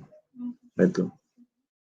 Dan kita pasti akan seperti kata Bu Cynthia tadi kan, saya juga terkadang, tapi bukan seringkali, seperti itu Tuhan tuh menyapa dengan lembut, ngomong dalam hati sanubari saya. Itu. Apa yang seringkali Tuhan katakan kepada saya? Anakku, jangan takut. Itu. Aku tetap ada di sampingmu. Nah ini. Nah, terkadang kita tidak peka dengan suara Tuhan itu. Seperti itu. Padahal Tuhan sudah ngomong, anakku jangan takut, aku ada di sampingmu. Nah itu. Jadi kalau kita memfokuskan hidup kita kepada Tuhan dan mengenal Dia lebih dalam, ya kita akan memperoleh dan menikmati kemenangan demi kemenangan dalam kehidupan kita. Itu saja Bu, tambahan dari saya. Ya, luar biasa ya, memang benar ya. Semakin kita mengenal Dia, semakin kita serupa dengan Dia. Nah, itu luar biasa ya. Semakin dekat kita dengan Dia, semakin kita mengasihi Dia ya. The more you close to her, the more you love her. The more you love Him ya. The more you close to Him, the more you love Him ya. Jadi semakin kita mengenal Dia dan karakter kita pasti diubah. Ya, oleh sebab itulah firman Tuhan tegas banget ya. Supaya kita tidak bergaul dengan sembarangan ya bukan berarti kita tidak boleh bergaul. Bagaimana maksudnya bergaul dengan yang sering terus menerus ya. Kalau kita terus menerus bergaul dengan orang yang suka ngomel, lama-lama transfer kita suka ngomel.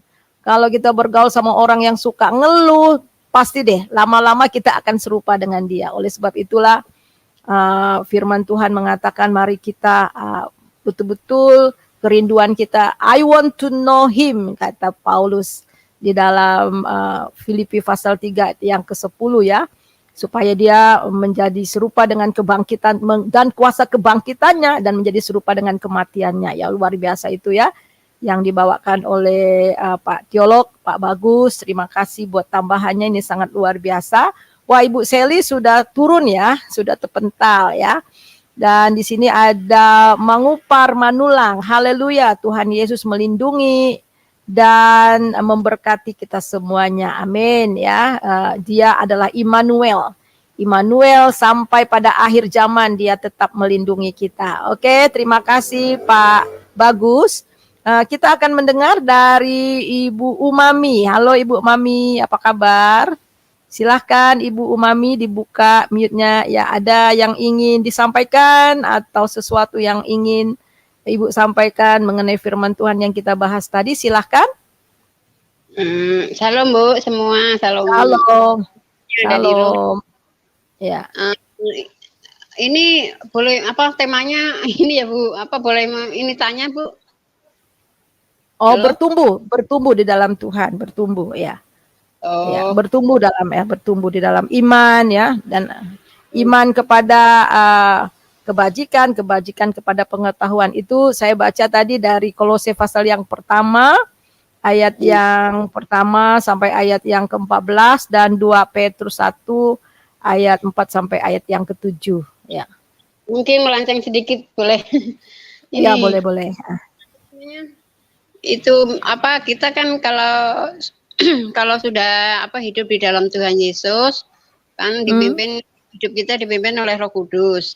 Tapi bagaimana dengan ini kayak saksi Yehova itu kok misalnya dia menganggap Tuhan Yesus itu suatu Allah gitu. Kan mereka juga mengklaim itu dipimpin oleh Roh Kudus.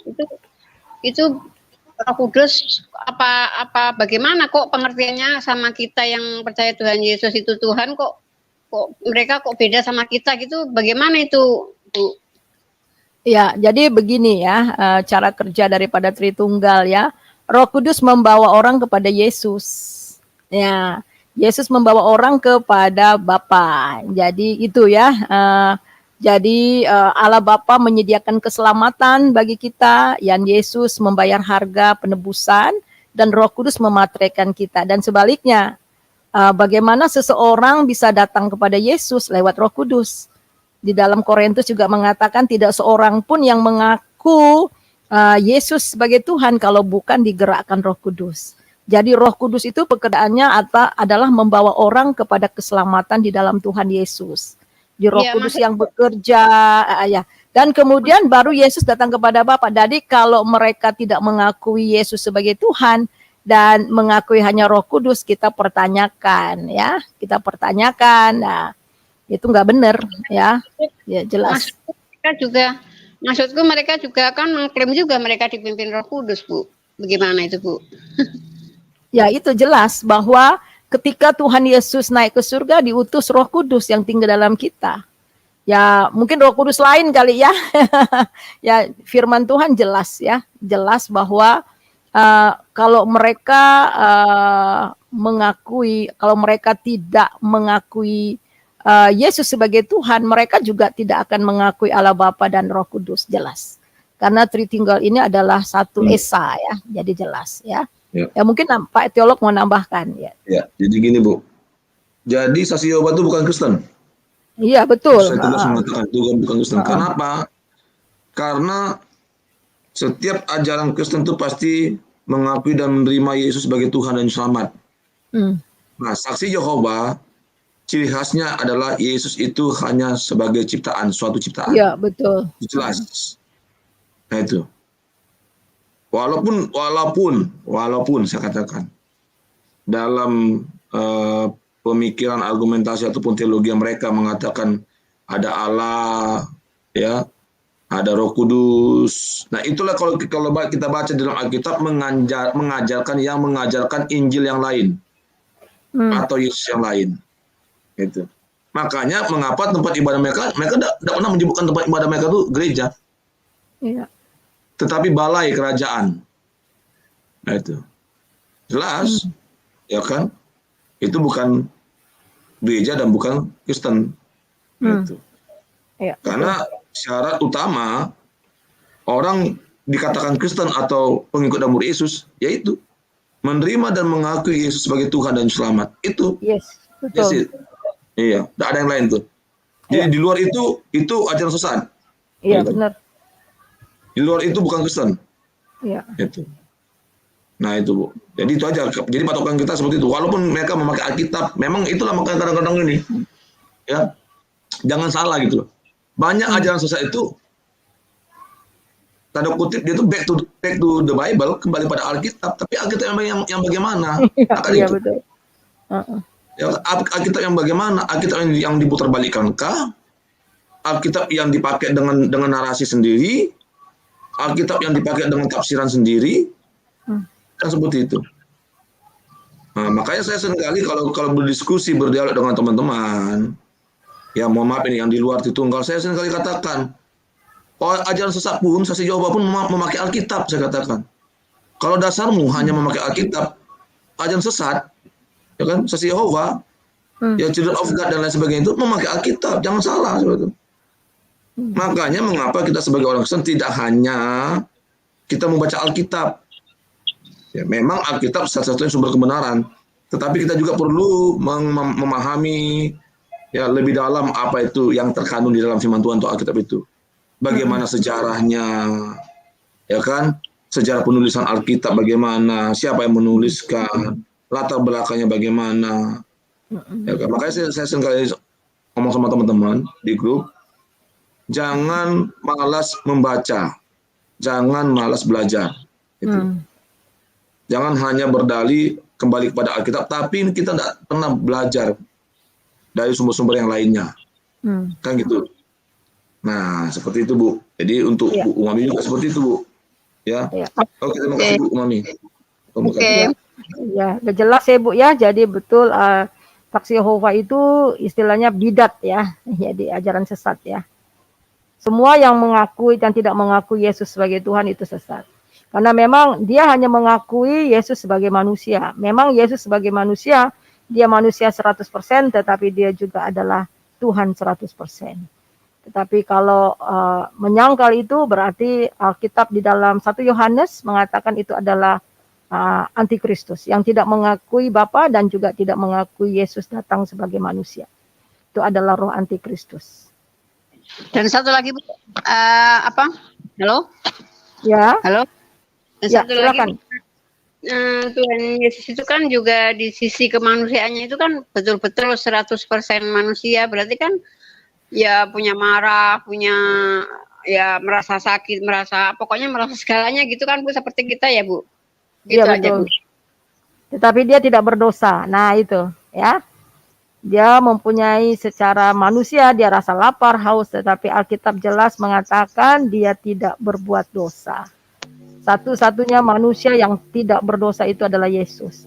Oleh sebab itulah darahnya yang sempurna itu, yang suci dan tak bercacat itu bisa menebus.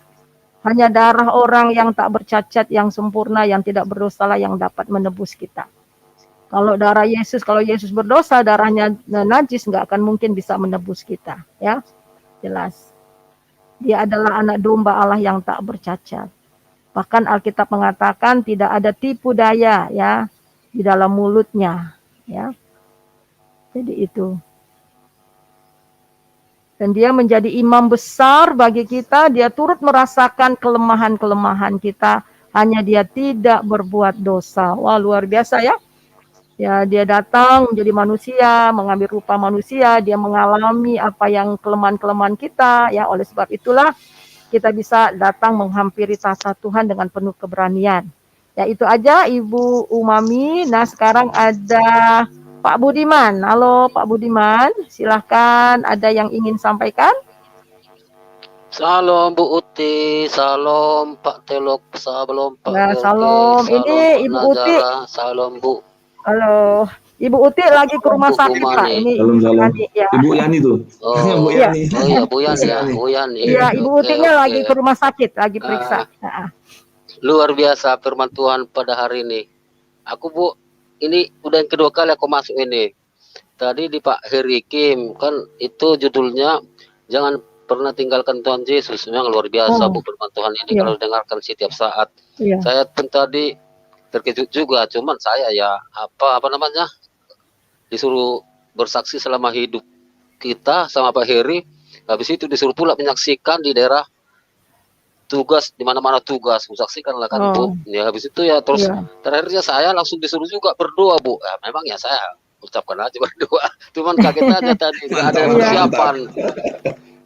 Didoakan bagi negara, bagi presiden, bagi bangsa kita dan juga bagi kita umat-umat Bagi Tuhan Yesus, luar biasa Bu. Memang kita tuh kalau memang dipenuhi Roh Kudus kita bisa lancar Bu. Seperti saya tadi nggak ada persiapan langsung di apa gitu ya, karena saya berserah diri aja. Memang bisanya berdoa Bu. Iya. Ya ini Bu, saya kutip dari firman Tuhan untuk hari ini. Memang kita ya jangan pernah tinggalkan Tuhan Yesus. Ya kenapa? Karena Tuhan Yesus itu akan menyertai kita sampai masa tua. Kan ada juga di sini Bu, tercatat di Yesaya 46 ayat 4. Ini kan langsung kunyanyikan aja Bu ya, bisa nyanyian juga ini. Bisa nyanyian juga. Bisa nyanyian juga sambil membaca kan. Sampai masa tuamu aku tetap dia, dan sampai masa putih rambutmu aku menggendong kamu. Aku telah melakukannya dan mau menanggung kamu terus. Aku mau memikul kamu dan menyelamatkanmu. Memang firman Tuhan itu indah Bu. Bisa juga firman Tuhan itu dinyanyikan juga. Kalau kita memang betul-betul memahami firman Tuhan ini sungguh sangat luar biasa, karena Tuhan itu selalu menyertai kita. Kita wajib bersyukur di setiap saat, setiap detik. Jangan sampai tinggalkan Tuhan Yesus, karena Tuhan Yesus adalah jalan kebenaran satu-satunya. Tidak ada keselamatan daripada Tuhan Yesus. Terima kasih Bu. Salam. Shalom. Ya, puji nama Tuhan. Nah, di sini ada satu dari Citos Apologet. Tapi minta maaf nih, saya harus keluarkan satu orang. Pak Nazara minta maaf bisa ya? Supaya Pak, sudah tidak ada lagi. Minta maaf. Bu, sebelum saya dikeluarkan, saya ada, boleh nggak saya ayat 1 Bu? Boleh. Ini gini, saya keluar aja dulu Bu ya, karena saya di dalam perjalanan Bu. Oh iya, boleh. Ya, boleh. Iya, izin. Yuk, shalom semua. Ya, shalom. Tuhan Yesus berkati. Hati-hati ya, Pak.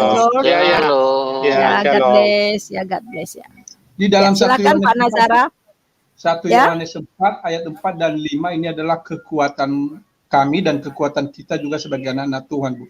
1 Yohanes 4 ayat 4 dan 5, Bu. Kamu berasal dari Allah, anak-anakku, dan kamu telah mengalahkan nabi-nabi palsu itu. Sebab roh yang ada di dalam kamu lebih besar daripada roh yang ada di dalam dunia. Mereka berasal dari dunia, sebab itu mereka berbicara tentang hal-hal duniawi dan dunia mendengarkan mereka. Ya, betul. Amin. Ya, ini kekuatan kami pribadi untuk melayani juga, bahwa roh yang ada di diri saya adalah roh Tuhan Yesus. Kuat. Iya, betul. Ini jamu bagi saya, ini jamu Bu yang kuat setiap hari, ini jamu saya. Iya, betul. Iya, betul. Oke, itu saja. Terima kasih, saya turun Bu ya. Terima kasih ya. Tuhan Yesus memberkati Pak Nazara. God bless ya. Terima kasih doanya ya. Terima kasih doanya. Ya, salam saudaraku semua ya. Shalom. Ya, Tuhan berkati ya. Oke, sekarang Pak Citos Apologet ya. Silakan Pak. Ya, baik. Halo, apakah terdengar suara saya, Bu? Ya, kedengeran. Ya, mohon maaf saya masuk karena saya ingin menanggapi mengenai saksi Yehuwa tadi ya, Bu ya. Ya, silakan. Baik. Jadi seperti ini, perbedaan yang sangat krusial antara kekristenan dengan saksi Yehuwa adalah mengenai sang firman. Jadi di dalam saksi Yehuwa, firman menurut mereka adalah ciptaan. Sedangkan di dalam kekristenan, firman Pencipta, itu dari awalnya, Yohanes 1 ayat 2, itu satu dengan Allah. Yohanes 1 ayat 2, pada mulai ia bersama-sama dengan Allah. Lah, menurut kamus Thayer dan menurut kamus Strong, firman atau logos itu artinya adalah itu bisa dua. Jadi bisa speech dan bisa juga thought. Jadi firman itu bisa berarti pikiran Allah sendiri dan juga bisa berarti ucapan Allah sendiri. Makanya ketika dikatakan pada mulanya ia bersama-sama dengan Allah, kita bisa membaca dengan sederhana seperti ini. Pada mulanya adalah pikiran Allah, logos. Ya. Pikiran Allah ini bersama-sama dengan Allah. Dan pikiran Allah adalah Allah. Pikiran Citos adalah Citos. Itu tidak bisa diganggu. Pikiran Citos bukanlah pikiran Pak Teolog kontekstual. Pikiran teolog kontekstual adalah diri dari Pak Teolog kontekstual itu sendiri. Pikiran Ibu Uti adalah Ibu Uti itu sendiri. Jadi pada mulanya pikiran Allah bersama-sama dengan Allah, dan pikiran Allah pasti Allah. Nah, Saksi Yehova ini menganggap bahwa pikiran logos itu adalah diciptakan yang pertama kali. Jadi inilah yang menjadi perdebatan antara Arius dengan Athanasius. Athanasius bertanya kepada Arius, loh, kalau firman itu ciptaan, dengan apa Allah menciptakan firman-Nya? Ini menabrak Yohanes 1 ayat 2 ya. Dikatakan, iya pada mulanya bersama-sama dengan Allah. Jadi ketika Allah ada, saat itu juga firman-Nya ada. Ketika manusia ada, saat itu juga pikirannya ada. Itulah kenapa Allah harus Tritunggal. Allah pasti Tritunggal. Ya. Kenapa? Karena manusia diciptakan dalam gambar Allah. Di dalam satu diri manusia terdapat pikiran dan terdapat roh manusia. Demikian pula di dalam satu Allah kita yang Esa itu terdapat pikiran atau logosnya dan terdapat rohnya. Nah, ini paralel. Kalau Allah itu tauhid, satu tunggal, maka ini tidak paralel dengan manusia. Manusia Tritunggal. Iya, betul, betul. Jadi manusia diciptakan dalam gambar siapa dong? Kalau Allah itu tunggal, maka ciptaan yang paling mirip dengan Allah bukan manusia. Kita bisa memberikan contoh, mungkin pohon, karena pohon tidak punya firman dan tidak punya roh. Nah, sedangkan di dalam satu diri manusia, kita punya pikiran, akal budi, dan juga kita punya, karena kita Kejadian 1 ayat 26. Baiklah kita menciptakan manusia dalam rupa dan gambar kita. Berarti di dalam satu diri manusia itu ada ketritunggalan. Ada pikiran dan ada rohnya. Di dalam diri Allah ada firman dan ada rohnya. Nah, Saksi Yehova menganggap firman ini diciptakan. Nah, ini yang sangat-sangat totally keliru. Kalau firman itu diciptakan, dengan apa firman? Dengan apa Allah menciptakan firman-Nya? Dengan firman yang mana lagi? Nggak ada, ini nggak masuk akal. Inilah kenapa di dalam Konsili Nikea, Arius berputar-putar menjawab ini. Berputar-putar, dia tidak bisa menjawab. Sampai ada seorang uskup yang, mohon maaf, menampar Arius. Kamu dari tadi mutar-mutar. Kamu nggak jawab. Dengan apa Allah menciptakan firman? Berputar terus. Jadi sama seperti ketika matahari ada, saat itu juga pasti ada sinarnya. Iya. Saat matahari ada, saat itu juga ada panasnya. Demikian pula saat manusia ada, saat itu juga ada pikirannya. Saat Allah ada, saat itu juga ada firman-Nya. Dan firman-Nya ini adalah pikiran Allah sendiri. Makanya di 1 Korintus dikatakan bahwa Kristus adalah hikmat Allah. Yes, benar. Yesus adalah hikmat Allah dalam pra-inkarnasinya. Dia satu dengan Allah. Dia ada di dalam diri Allah. Makanya dikatakan dia keluar dari Bapa. Nah, teman-teman Saksi Yehova, ketika ditanya dengan apa Allah menciptakan firman-Nya, mereka tidak bisa menjawab. Mereka mengatakan bahwa Yesus adalah penyampai firman. Come on. Kalau Yesus cuma sekedar penyampai firman, maka tidak akan Yohanes 1 tidak akan dikatakan seperti ini. Pada mulanya adalah firman, dan firman adalah segala sesuatu diciptakan oleh Dia. Berarti itu akan menabrak Yesaya 44 ayat 24. Maaf, saya lupa Yesaya berapa. Dikatakan bahwa aku seorang diri. Berarti Yesus, mohon maaf, dalam logika Saksi Yehova, Allah menciptakan firman-Nya, setelah itu Allah dengan firman-Nya menciptakan dunia. Ini bertentangan dengan firman Allah sendiri, bahwa aku seorang diri, tidak ada seorang pun yang menyertai aku. Artinya cuma Allah dengan pikirannya, Allah dengan firman-Nya yang ada di situ. Nah, kepercayaan Saksi Yehova, Allah menciptakan firman, baru menciptakan langsung. Ini menabrak Yesaya tadi. Karena cuma Allah seorang diri. Nah, Bapa dengan firman, dengan roh bisa dibedakan. Tetapi mereka yang satu hakikat. Citos dengan pikiran Citos, dengan roh Citos bisa dibedakan. Tetapi hanya satu hakikat. Nah, teman-teman Saksi Yehova, mereka menolak ini. Mereka menganggap ini adalah triteisme. Ini konsep yang keliru sama sekali. Triteisme itu adalah 3 Tuhan yang benar-benar terpisah. Walaupun mereka disebut 3 serangkai. Nah, mereka disebut 3 serangkai misalnya. Mohon maaf, saya menyebut dari Tuhan dari agama lain ya. Misalnya Wisnu, Brahma, Siwa. Ini triteisme. Kenapa? Karena ketiganya adalah 3 serangkai namun berdiri sendiri-sendiri. Sementara manusia diciptakan dalam gambar Allah, Tritunggal. Sekarang tubuh Citos dengan jiwa Citos, dengan pikiran Citos, itu kan udah 2 ya. Kemudian dengan roh Citos itu udah 3. Apakah ada 3 Citos? Kan cuma 1. Inilah Tritunggal. Ini pattern ini berasal dari patternnya Allah. Iya, betul. Yang Tritunggal tadi. Nah, yang terakhir Bu, mohon maaf, saya panjang sekali, mohon maaf. Yang terakhir seperti ini Bu.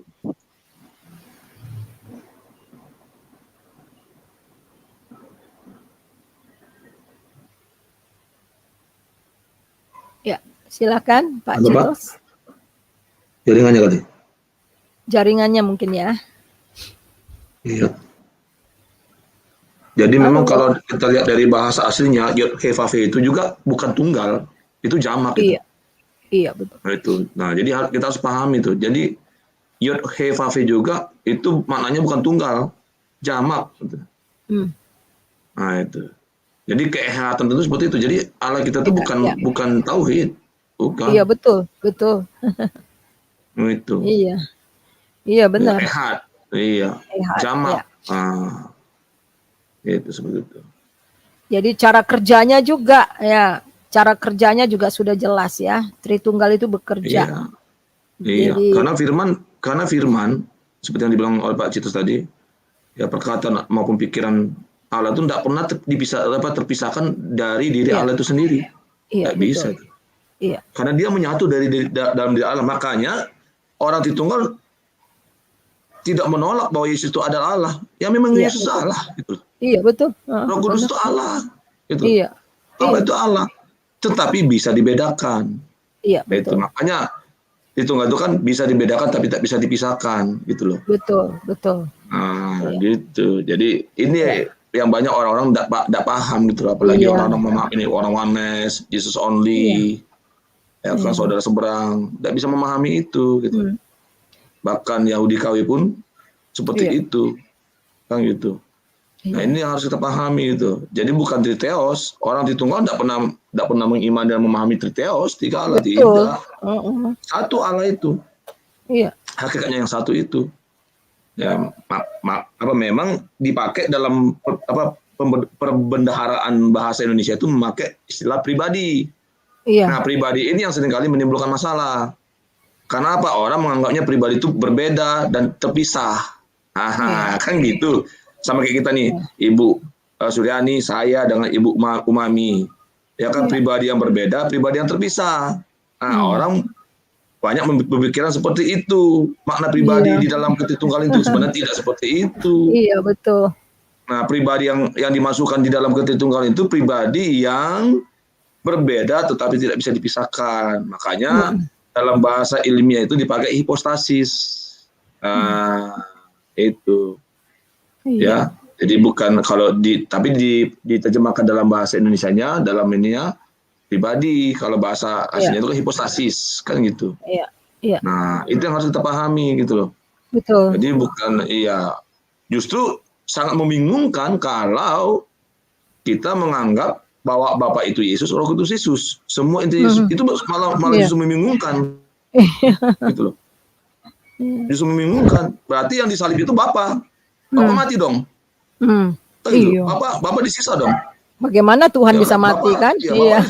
Bapak ditusuk dong. Iya. Enggak seperti itu. Kalau kita memaknai Bapak itu Yesus, berarti seperti itu. Bapak dikuburkan dong, Bapak. Enggak seperti itu. Kan gitu. Nah, itu yang harus kita pahami. Makanya kayak kemarin tuh kita diskusi tuh, saya bilang itu sama orang Oneness itu, banyak belajar kamu, saya bilang tuh.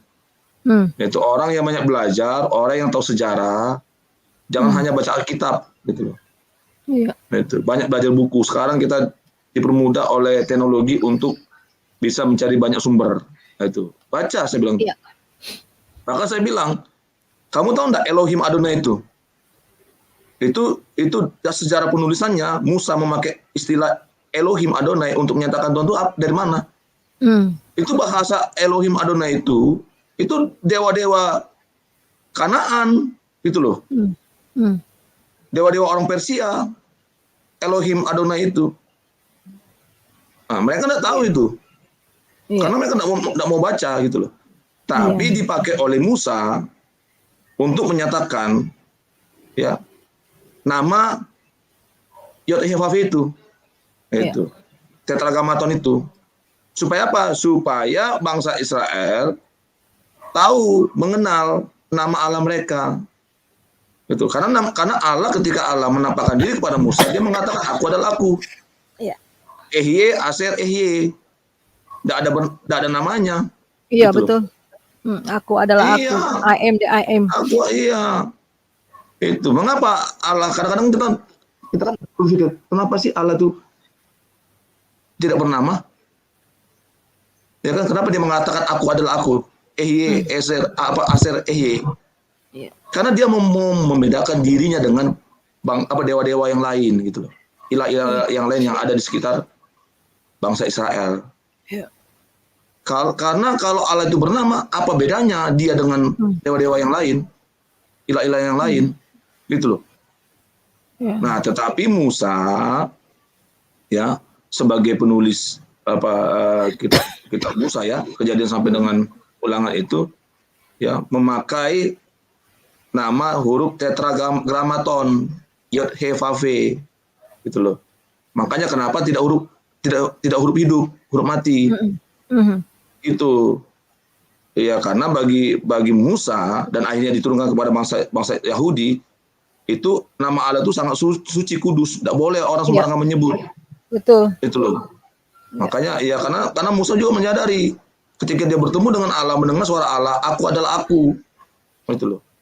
Nah, itu.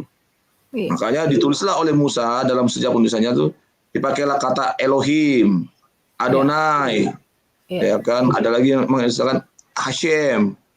Itu. Kemarin saya ajar itu. Banyak baca lah, banyak belajar gitu loh. Iya, buka buku. Nah, itu supaya kita tahu.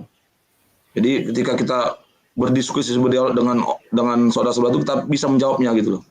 Tidak asal menjawab gitu. Gitu Bu. Tadi saya mau menambahkan dari apa yang dikatakan oleh Pak Citos. Citos ya, Pak Citos tadi mental ya. Tadi mau nambahkan sesuatu, silakan. Iya, mohon maaf Bu. Sebelum kita tutup ya, karena ya sebentar aja Bu. Ya baik Bu. Jadi gini. Ya, oke. Silakan Pak Citos. Ya. Pada mulanya adalah firman itu sama-sama dengan Allah, dan firman baik. Pada mulanya adalah firman itu sama-sama dengan Allah, dan firman itu adalah Allah. Teman-teman saksi Yehova, mereka lupa bahwa firman itu bukan hanya ucapan yang keluar, tetapi yang di dalam hati Allah.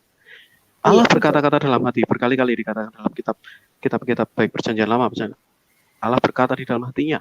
Nah, itulah yang disebut pikiran, atau itulah yang disebut dafar, logos. Pikiran Allah itu. Nah, kemudian yang paling penting, Yohanes 1 ayat 11 bahwa dia datang kepada milik kepunyaannya. Jadi logos itu datang kepada milik kepunyaannya. Ayat 14, logos itu menjadi manusia. Nah, ketika dia menjadi manusia, maka dia pasti memiliki dua kodrat. Dia 100% firman Allah sendiri yang adalah pikiran Allah, dan dia 100% manusia karena dia menjadi manusia. Dia tidak bisa mati kalau dia 100% Allah tok. Karena Yesus datang untuk melakukan penebusan. Nah, seperti itu Bu. Jadi yang teman-teman saksi Yehova adalah mereka bingung.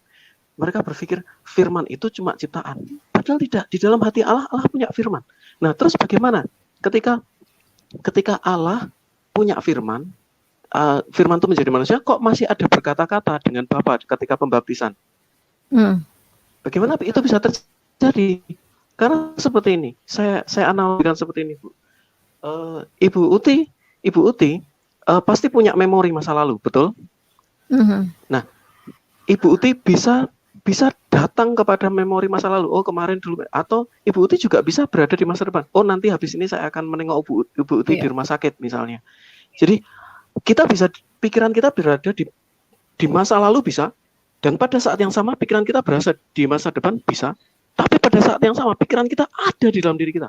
Demikian pula firman Allah bisa menjadi manusia Dan pada saat yang sama firman itu tetap di dalam Bapa. Ya. Nah, itulah kenapa di dalam pembaptisan Bapa berkata, inilah anak yang kekasih, kepadanya lah aku berkenan. Apa sulitnya? Manusia aja bisa, pikirannya ada di masa lalu, di masa mendatang, dan pada saat sama ada dalam diri kita. Bagaimana kalau pikiran kita yang ada di masa depan itu kita tarik di depan kita? Apa sulitnya? Dengan pula firman Allah yang menjadi manusia berada di dekat dengan Bapa. Dia walaupun dia tetap satu hakikat. Mungkin itu aja, Bu. Mohon maaf kalau ada kekurangan, kalau ada kesalahan. Terima kasih. Shalom, Tuhan memberkati.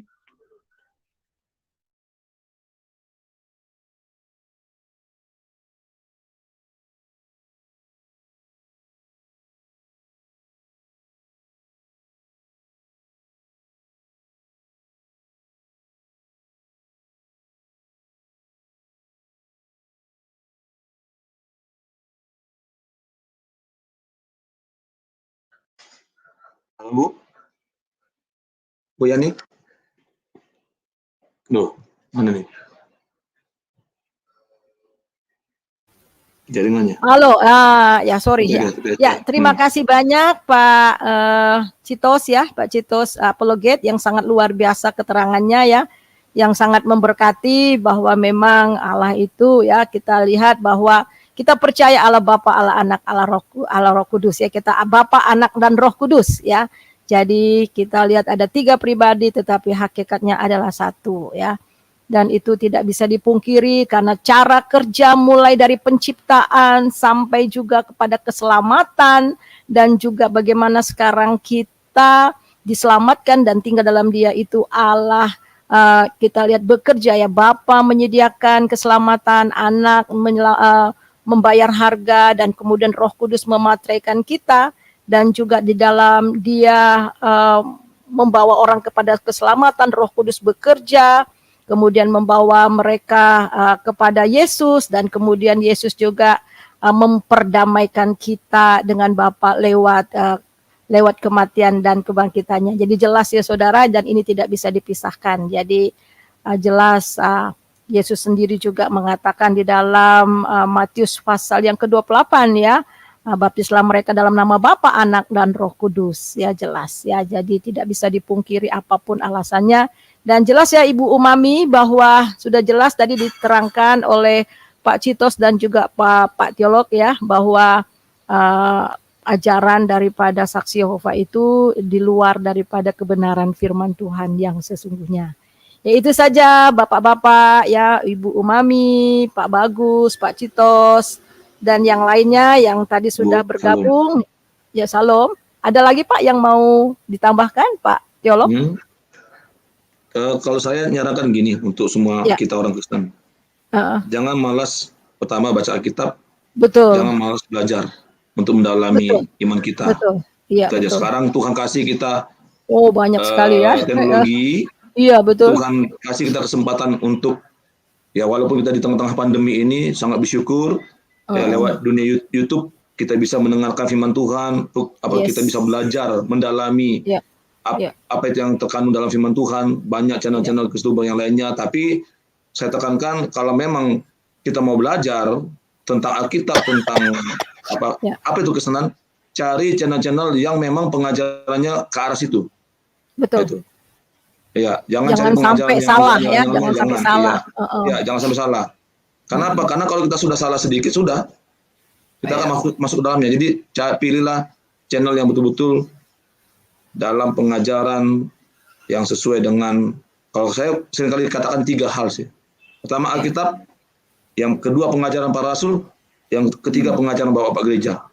Seperti itu aja. Terima kasih Tuhan memberkati kita semua. Terima kasih. Ya, sampai di sini saja dulu ya perjumpaan kita pada hari ini. Biarlah tetap semangat saudara dan jaga kesehatan. Terima kasih Pak Bagus, Ibu Umami, Ibu dan juga tadi ada Ibu Cynthia, Ibu Sally, dan juga yang lainnya ya, Pak Citos yang juga telah memberikan kontribusi yang sangat luar biasa.